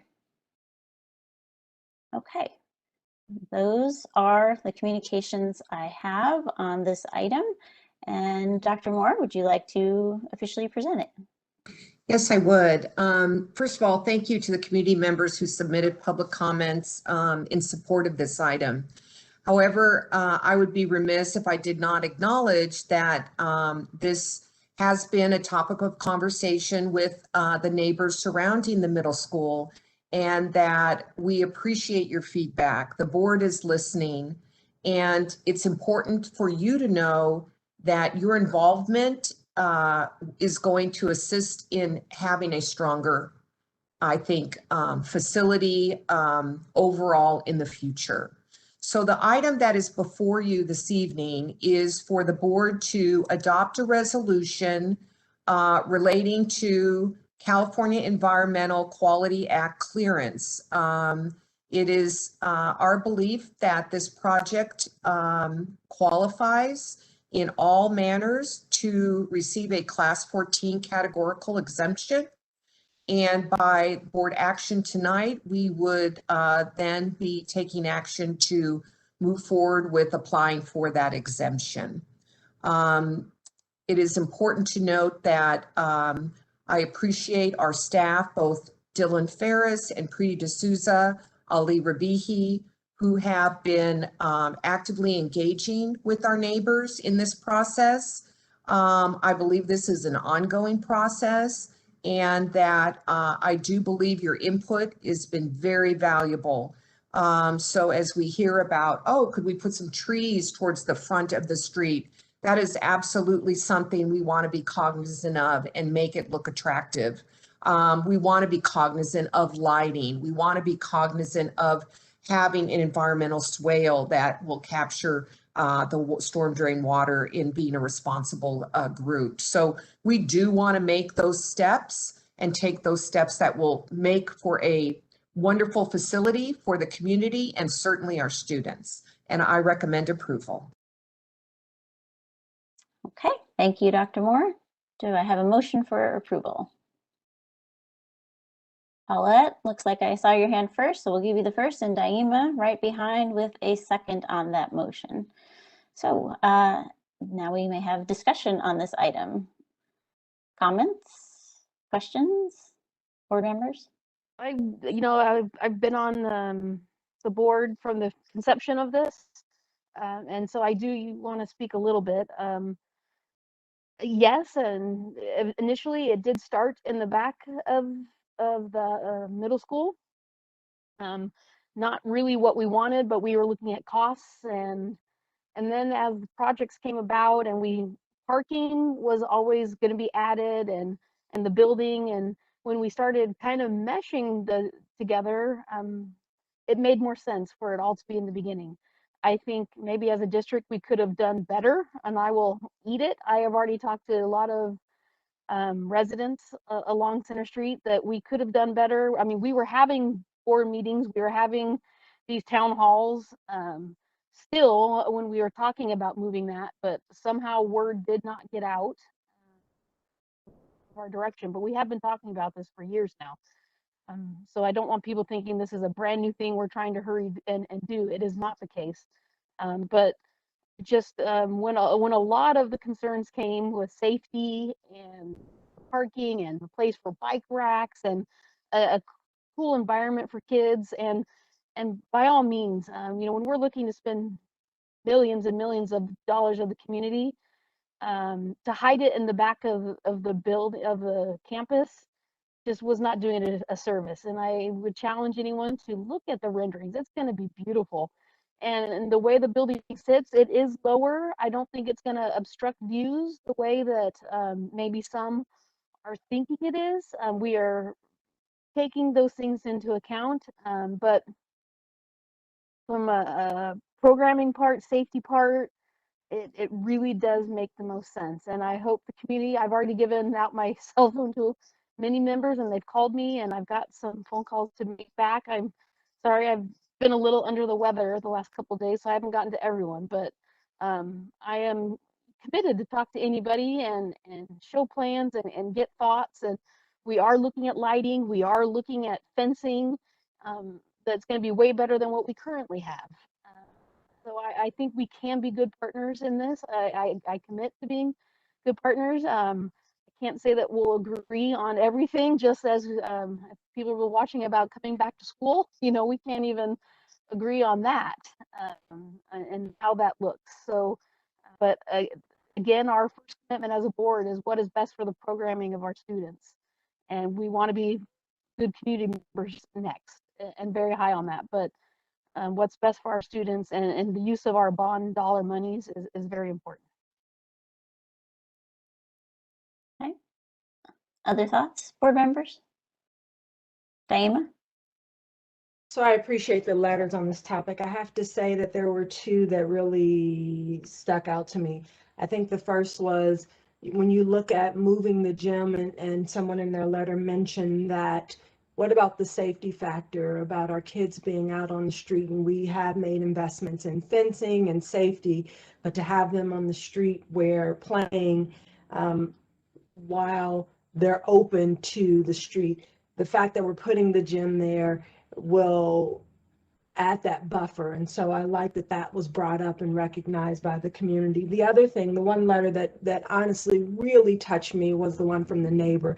I was trying to brace myself because, you know, if you live by a school, there's a host of complications in terms of bell schedules, kids playing, screaming, whatever it is. But when the neighbor said, you know, I voted for this to happen, I know that there's going to be all of this construction and bring it on, I thought, wow, that's a real community partner, because for any of us, we don't like construction in our home and definitely not next door to us. We like the end result, but the process and the pain points of going through it. So I just want to bring that up to say, you know, those are the comments that make me realize that we're all doing this for the kids, and there's some pain in it at all points, but when we get to the end, we get to the heart of the matter, and that is putting the kids first. And I'm extremely thankful for all comments, but especially tonight, I want to say thank you for those comments. Okay. Yeah, I'll just add that now that I'm sitting on the Facilities Advisory Committee, that has been a great point of conversation. This project has been long and well thought out in that group, but inviting the community in to talk about it as well, I think has been a really valuable addition to how are things moving forward. I want to thank the committee for welcoming that and listening and hearing at the same time. You can listen and not always hear. So they are definitely open-eared to all of this and have been thoughtful with any motion going forward. So I appreciate their continued efforts to be good neighbors and partners in this. And yeah, I will say I live in a home that will probably have construction on all four sides within a year based on other neighbors doing things. None of them ask me what I think about it. None of them ask me, you know, how's that changed my view? Because it definitely did change the view. But I accept this is part of living in a community, and you know, things change. Growth happens. Buildings get knocked down. Buildings get put up. This is what happens. And I again wholeheartedly believe in this gym project because we're the only middle school in the South Bay that hasn't had one. Torrance put in 8 new gyms, I think, in their last bond. I mean, it's amazing how our students have not had this facility forever. And I'm grateful again that the voters put it forth. I mean, voted for Measure Yes, and that was a gem in that project. So I am pleased to see it moving forward and look forward to its eventual fruition and use. So, Paulette, did you want to add something? Yeah, just quickly, I attended the meeting last night of the Dylan ran for the gym. And I'm really glad I got a chance to attend the meeting. My eyes were open. I didn't realize that parking was such an issue. And they had very good ideas, and I felt good about that we were sharing with them. I think we kind of missed that ball, not letting them know this was coming. So I'm glad I got to be there and see that. Okay, Mike, do you have a last thought? Yeah, I just wanted to also just mention, aside from the gym itself, the infrastructure that is enhanced at the middle school with the facilities and the way they're being arranged and moved are the kind of structural things and the kind of infrastructure things that add to the longevity of that school and its well-being. The pipes get redone, the electrical gets redone, and our middle school has served so many students over so many years, and this enhancement also brings those kind of structural things to the school and keeps it going for the next 50 years or whatever it's going to be, before we can do another bond or whatever it might be that, we need to do to keep these facilities going. And so along with the gym comes those. And, as someone who's extremely involved in our community and its youth sports and involved in athletics, I can tell you, this creates another opportunity for our community to provide that kind of environment for our kids here. And I don't think that should be overlooked. And in addition to it, being great classroom space for our PE, and it gives those community opportunities that there may not have been a place for, and now there'll be a place to serve those. And so it's just a great benefit to our community as well as our school and our school district and its students. So I'm just really grateful for it and for the community rallying. And it's been a long time coming. As a long-time member, like you said, Tracy, I think we're the only school in, middle school in the South Bay that does not have a gymnasium. So it'll be nice to catch up with all the other surrounding communities and have that for our students and our community. Okay, thank you, Mike. Go ahead, Emily. I also wanted to mention, I know some of the community members were maybe a little frustrated. They have a whole list of questions that Dr. Ferris hasn't been able to get back to, but I hope they understand we are a small district. Poor Dr. Ferris is handling this back to school shortly along with these issues, and they are aware, they're working on and getting back to all those things, but sometimes it's hard when you don't know something that's all on someone's plate. You get frustrated with not getting back. But please know that the board has been made aware, and things are being looked at and will be addressed.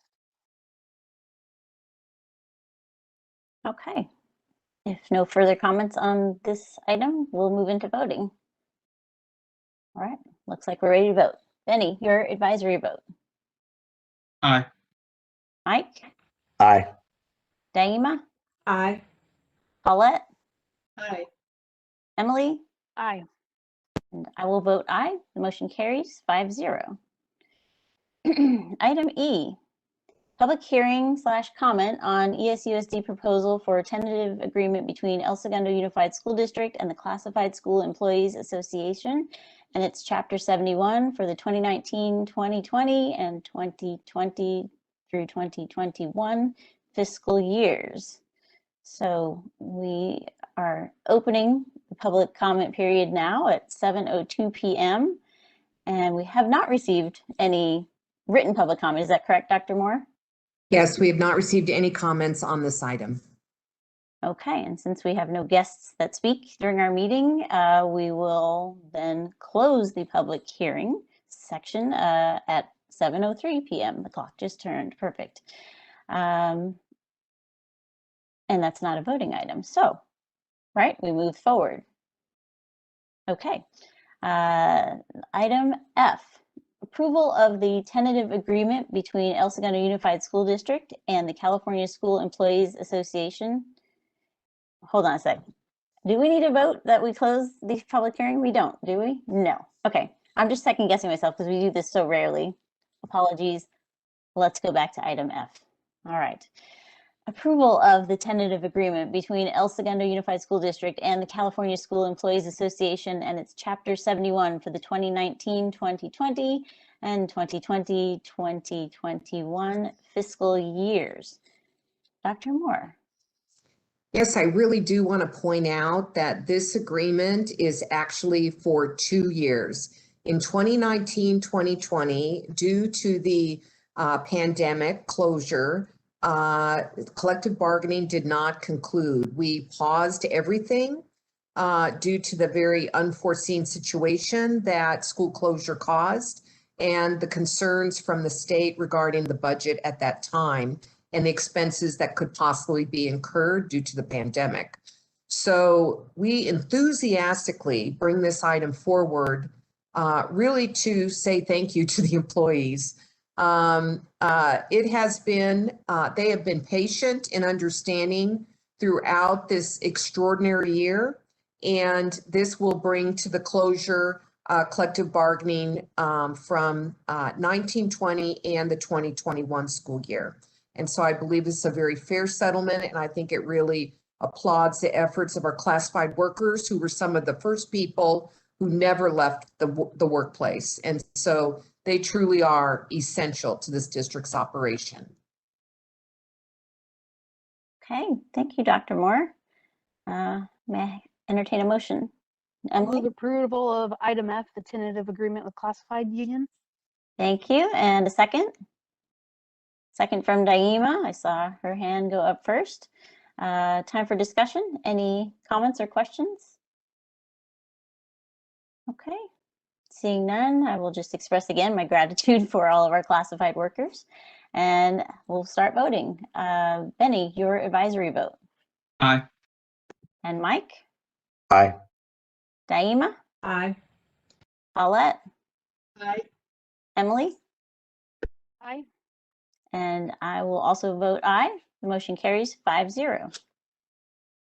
Item G on our agenda is the public hearing on the board adoption of the tentative agreement between the El Segundo Unified School District and the El Segundo Teachers Association for the 2019-2020 and 2020-2021 fiscal years.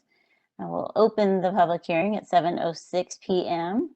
And Dr. Moore, I don't believe we got any public comment on this either in advance. We did not receive any public comments on this item. Okay, yes, we would have them submitted earlier and I would have read them out at this time if we had them. Seeing as we don't, we will close the public hearing also at 7:06 p.m. and move forward to item H. Item H is approval of the tentative agreement between El Segundo Unified School District and the El Segundo Teachers Association for the 2019-2020 and 2020-2021 fiscal years. Dr. Moore?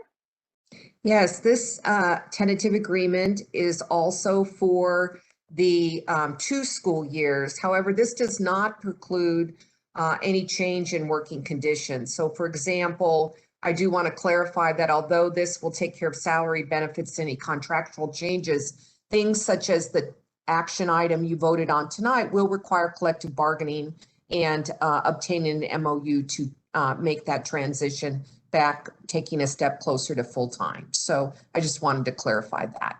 But otherwise, it wraps up any and all items. Okay, thank you for that. I may entertain a motion for approval. Paulette, and a second from Mike. Thank you. Any discussion on this item?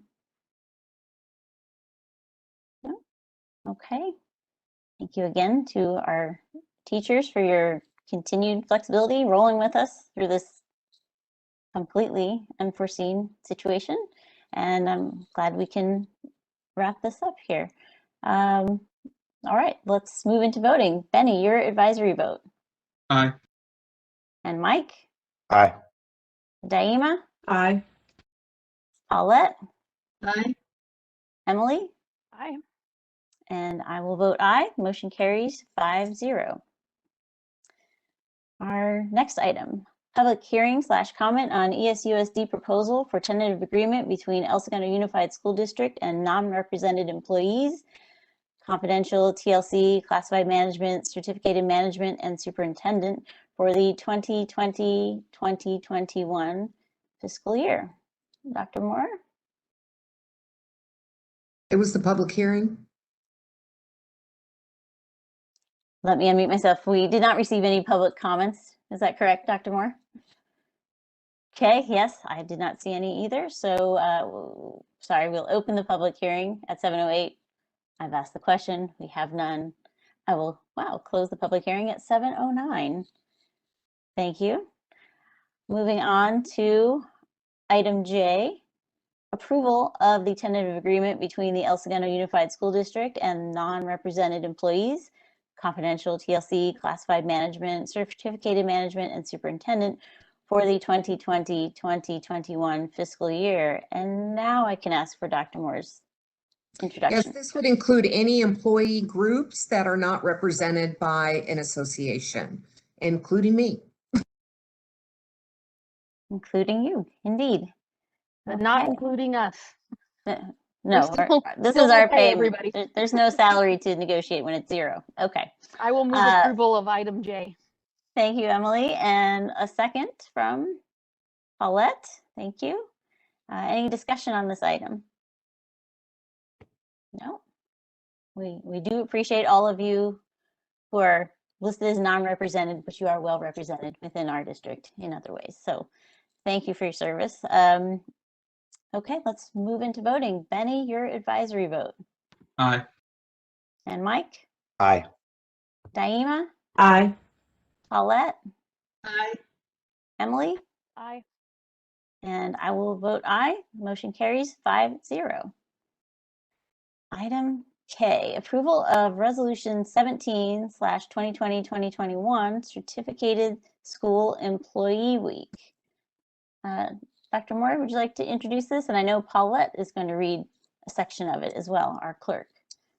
Yes, I think in no time in history has public education been having to make so many changes that have just been extraordinary, unprecedented, and have required flexibility, nimbleness, patience, understanding, and the teachers of the El Segundo Unified School District over this past year have been simply outstanding in every way, shape, or form. I couldn't be prouder of serving as superintendent of a district of such professionals who are truly masters of the craft. And so I congratulate them on this certificated employee week, and we're very grateful for their service to our district and to our students. Thank you for that. Madam Clerk, would you like to read a portion of the resolution that seems ever so appropriate? Yeah, I don't know if you need to read the whole thing, but you can. I had planned to. Well, then you know what? Actually, go right ahead. Please do. You've prepared, and it's all very important stuff. So please do. Yes. This is resolution number 17, school year 2020-2021. Certificated School Employee Week will be May 3 through 7, 2021. Whereas the teacher, educators of the El Segundo Unified School District work tirelessly to serve our children and communities with care and utmost professionalism, and whereas teachers make public schools great, and whereas our teachers shape and influence young lives for a lifetime through their guidance and instruction, as well as by example, and whereas the future success of our children depends on the dedicated and conscientious instruction provided by teachers and other educators, and whereas the teaching profession collectively remains one of our noblest and most vital professions, and whereas teachers nurture children and provide caring instruction that enables young people to become productive, responsible citizens. And whereas the love of learning and a desire for excellence that our teachers impart to their students is the key to a bright and successful future. Whereas teachers have demonstrated their utmost professionalism, dedication, and resilience in adapting to constant change during the COVID-19 pandemic. Now, therefore, be it resolved that the El Segundo Unified School District Board of Education wishes to honor and thank teachers for their diligent and dedicated efforts to ensure all children have a quality education. Be it further resolved that the El Segundo Unified School District Board of Education encourages all communities to join together to honor Certificated School Employee Week in the El Segundo Unified School District this year to be from May 3 through the 7th, 2021. Adopted this 27th day of April, 2021 by the El Segundo Unified School District. All right. Would you like to move approval on it while you're on a I roll? move approval. Yes. Okay, excellent. And if I could have a second. Daima with the second, thank you very much. Discussion on this item. I think it was a beautiful summary of just some of the many amazing duties that our teachers host here in our district. So yeah, I'm glad Teacher Appreciation Week is just around the corner. I really am. I know the PTAs have worked really hard in making it very, very special for them. Yeah, I don't know that it'll quite be the, like Dr. Moore was talking about, the spread of buffet that we were allowed to do in the past, but I'm sure the love will be felt, however we can safely express that. So, okay, let's move into voting then. Benny, your advisory vote? Aye. And Mike? Aye. Daima? Aye. Paulette? Aye. Emily? Aye. And I will vote aye. Motion carries 5-0. All right, our next item tonight, item L, is approval ratification to enter into a contract agreement with JR Universal Construction Incorporated for the high school library renovation project 21-005. Dr. Moore? Yeah, before I go into the item, I believe, Member Lane, are you going to need to excuse yourself? That's okay. I'm hurting pretty bad. Yeah. Please, you've been a trooper. Please excuse yourself. Thank you so much for attending this evening. Just if anybody's curious, I don't know if she wants me to tell everybody, but she didn't just come out of knee replacement surgery, and has been a trooper sitting through over 3 hours of this meeting when I know she's supposed to be icing, moving, doing all these other things. So we appreciate her serving as she could tonight, and hope the healing is fast. So with that, Yes, thank you. I would like to recommend approval and ratification to enter into a contract agreement with JR Universal Construction for the high school library renovation project. And this project did come below the construction budget, so we will remain hopeful that we're not going to see a lot of change orders. And this could mean some savings in the future for our bond program. I recommend approval. Okay, thank you, Dr. Moore. Can I entertain a motion for approval? Oh, that was close. I think, Mike, we're going to give you the first and Paulette the second on that. Thank you both. Any discussion on this item? No? Seeing none, we'll move into voting. Benny, your advisory vote? Aye. And Mike? Aye. Daima? Aye. Paulette? Aye.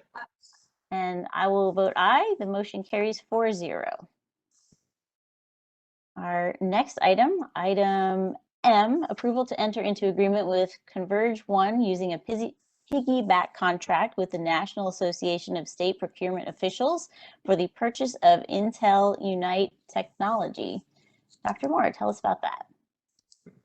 Yes, this is a proposal for 10 units for the Intel United solution to be divided among various sites. So 5 are going to go for our preschool because we definitely want our preschool classrooms ready for our students and having the same technology that our TK through 12 program has. And 1 for the middle school, that a classroom that got missed, and 1 for Richmond Street and 3 for the high school. And this is all part of the bond program. Okay, thank you. Is there a motion for approval? Oh, Paulette, thank you for the first, and a second from, it looks like Daima. Thank you, Daima. Any discussion on this item? Nope. All right, let's vote. Benny, your advisory vote? Aye. And Mike? Aye. Daima? Aye. Paulette? Aye. And I will vote aye. The motion carries 4-0. Our next item, item N, approval to renew the agreement with Citizens Business Bank for district accounts. Dr. Moore, tell us about that. I have nothing to add. It's just to renew our agreement with Citizens Bank and make sure that we have all our accounts with the appropriate signatories. All right, sounds good. Thank you, CBO Kim, for your work with that. May I have a motion for approval? Daima, thank you. And a second from Mike, thank you. Any discussion? All right, let's vote. Benny, your advisory vote? Aye. And Mike? Aye. Daima? Aye. Paulette? Aye.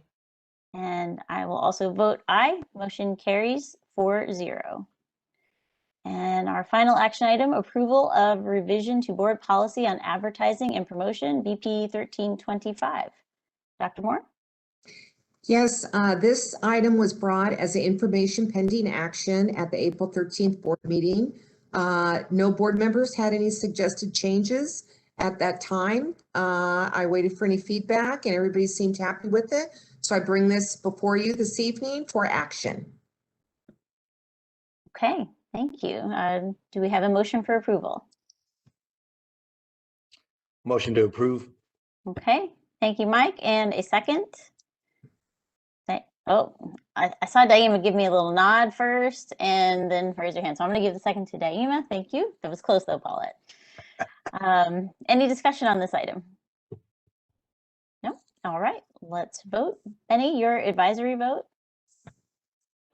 Aye. And Mike? Aye. Daima? Aye. Paulette? Aye. And I will vote aye, so the motion carries 4-0. Okay, report time, informational calendar. Dr. Moore, what's on the calendar? Yes, we have 2 boards of education meetings in May. We've got May 11th and May 25th via WebEx at the usual time, 5 p.m.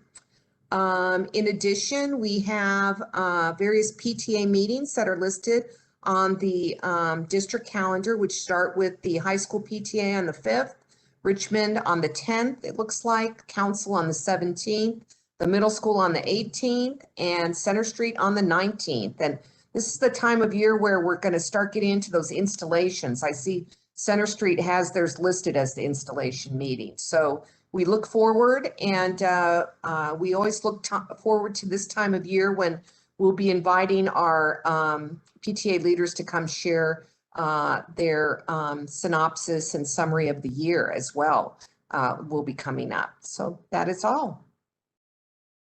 Okay, thank you very much. And now we'll move into board member report time, and we'll start with Mike. Well, in regards to the high school, please attend the PTA meeting coming up this month. And Benny got, all the announcements out about all the events that are going to be going on. And I would like to encourage anyone that's out there that's interested in the PTA there's offices that are needed to be filled at the high school PTA. So please take that into consideration. In regards to SCROC, I attended a board meeting and our in the JPA, and that is our area that all the schools that are involved in SCROC, and they are really looking for us as a high school and all the high schools in the JPA and all the area to really have our students to consider and have parents look at some of those options that are offered through SCROC. There is a great alternative to traditional high school paths through SCROC. And so I encourage parents to look at those for their children, and they offer great class options at SCROC. And so I hope everyone will look at that and take that into consideration as they're investigating their future through high school. I'd just like to say a couple of things about action items tonight. Again, I'm really grateful for our teachers for their thoughtfulness and their time they took to express their feelings on these issues that we're facing. And I'm really grateful to the parents and the students and all their input, and grateful that as a community, the focus is on our students and their well-being and getting back to school. So I'm really grateful for that. I'd like to say thank you to Dr. Plotkin. I think in all the zeal of the award for the SELPA and the Alder program in discussing special education, oftentimes, the leadership of that area gets overlooked, and he's doing an amazing job in our district for our special needs students. And so I'd like to say thank you to him and his staff for all they do for the students. I've had the opportunity to work in that environment with them, and they do an amazing job for our students here. And so thank you, Dr. Plotkin. And then thank you to Coach Kelly and Ms. Kantz for their mentorship in the Alder program. That couldn't happen without teachers taking that lead. And so thank you guys for that. And I want to say thank you to all the coaches who have been back providing to our high school students. It is such an impactful time that they had the opportunity to go out there and be on those teams and participating. And as I was driving through the community tonight, there was a softball game going on, there was a baseball game going on, and there's, extracurricular activity, lacrosse is going on in the field. There's all these, sports going on, and it's all the activities that our kids are involved in that's keeping their minds healthy and their bodies. And so thank you to all the coaches that volunteer, that get a nominal pay for what they do. Thank you guys very much. And thank you all for that commitment that you make to our students and our programs here in the community. That being said, thank you board members for your time, all the administration, Dr. Moore, your administration, and all the administrations at the school for all the prep, Mr. Rabihi and Dr. Janicek, thank you for the presentation and all the information that you provided for us. And Dr. Ferris, thank you for all the information on the construction and all the ongoings of everything that's happening in our district. To the administration, thank you. Okay, thank you, Mike. Daima, your turn. Excellent. Thank you so very much. I want to give a couple of updates on my areas. I'm going to start with Center Street, but before I do, I just want to say thank you to our teachers for getting us to this point. We appreciate you. And with that being said, just following up on what Paulette said, it's Teacher Appreciation Week, May 3rd through the 7th, and I think it's a great way to say, hey, thank you. And we're excited, at least at Center Street we are. I want to give you a couple of updates. We have 5th grade promotion, and with 5th grade promotion, that date has been moved to Wednesday. I believe that is June 9th. I need to double check that.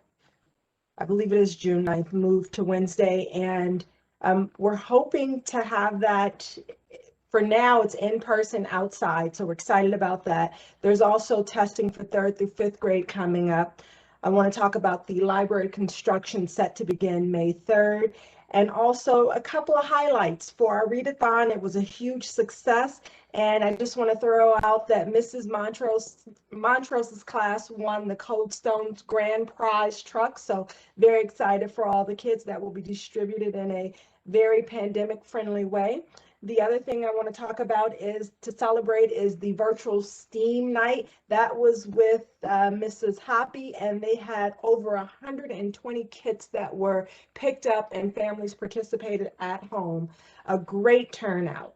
Next, I want to talk about the El Segundo Council PTA biggest event is coming up. That's the Jump for Education. Please get out there and participate. If you qualified for a free jump rope, meaning you registered before the deadline that they had set, you would have received an email on Sunday. And if you did, pick up for those free jump ropes will be held this Friday and Saturday. For Friday, it's going to be at Center Street in Richmond from 10:45 to 12:15, and stuffed pizza from 1 to 3:30. And this Saturday, May 1st, it's from 9 to 11:30 at Center Street. That is also posted on their sites. You can go to Facebook to check that out. Just want to get that narrative out into the community. And lastly, I want to go over the Budget Advisory Committee. We met last Thursday to discuss the one-time COVID-19 relief funds and the allocation to the district. We put out a list to prioritize how to spend those funds. We're meeting again this Thursday to see the results of the survey that was put out with the committee so that we can make recommendations to Dr. Moore. That is it for me, nice and buttoned up. Those are my 3 areas. I appreciate your time. Thank you. Thank you, Daima. We appreciate you spending time with all those areas and reporting in. Thank you. Paulette, what's going on with you? Oh, there's a lot going on. I'm glad you asked. You know, when I ran for school board, one of the things that was most, did I say most important to me was that someday we'd have small class sizes. The teachers would be able to have small class sizes. And you know, I can almost see that in the radar. And I really would someday like to have, we as a board, talk about that. How do we make small class sizes, how do you say, permanent? Or, you know, it just take 5 kids and less kids would make a significant difference in the teaching. And so that's my dream. Someday we'll have a discussion on lowering class sizes permanently. I went to the ribbon cutting at middle school. That was a very nice event. And oh, I was blown away with the building. And I realized that the photographs did not do it justice. I thought, oh, I know what this is going to look like. No, I didn't. I had it upside down and backwards. I couldn't believe it. I went, whoa. And that was really nice. That was a fun event. And I'm glad I went. I attended a Zoom webinar on how to talk to your children about alcohol, and put on by the Beach Cities Health District. It was an excellent presentation, and I was really excited to see a segment by youth. The youth was called the Youth Advisory Council, and their idea was also lowering tobacco use among youth. And what they've found out is that, you know, kids have the better message. Kids are going to listen to kids their own age before they listen to adults in most instances. And this youth advisory group did a really nice presentation on why you shouldn't smoke, or, you know, why the reasons they didn't smoke. And that was really exciting. And I'm hoping that we can research, road committee can research bringing that kind of an organization or that kind of a youth group to El Segundo. And it would fit very nicely with the associated student body, because wow. So Benny, I'll share that with, I have a couple students on road committee that will bring that back. So I'm looking forward to that in the summer, trying to figure that one out. And oh, I have something here from Cheryl Smith, our PTA president of the middle school, PTSA. And she'd like me to convey to you that thank you to ESMS teachers, administrators, and students for showing your support for the Jump for Education. Last week, a fun video was made with our Bulldogs jumping rope. We are appreciative of the teachers, students, and staff who jumped.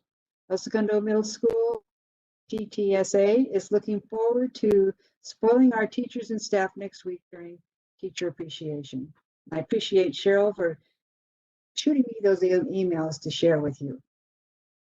And I'm looking forward to a nice weekend.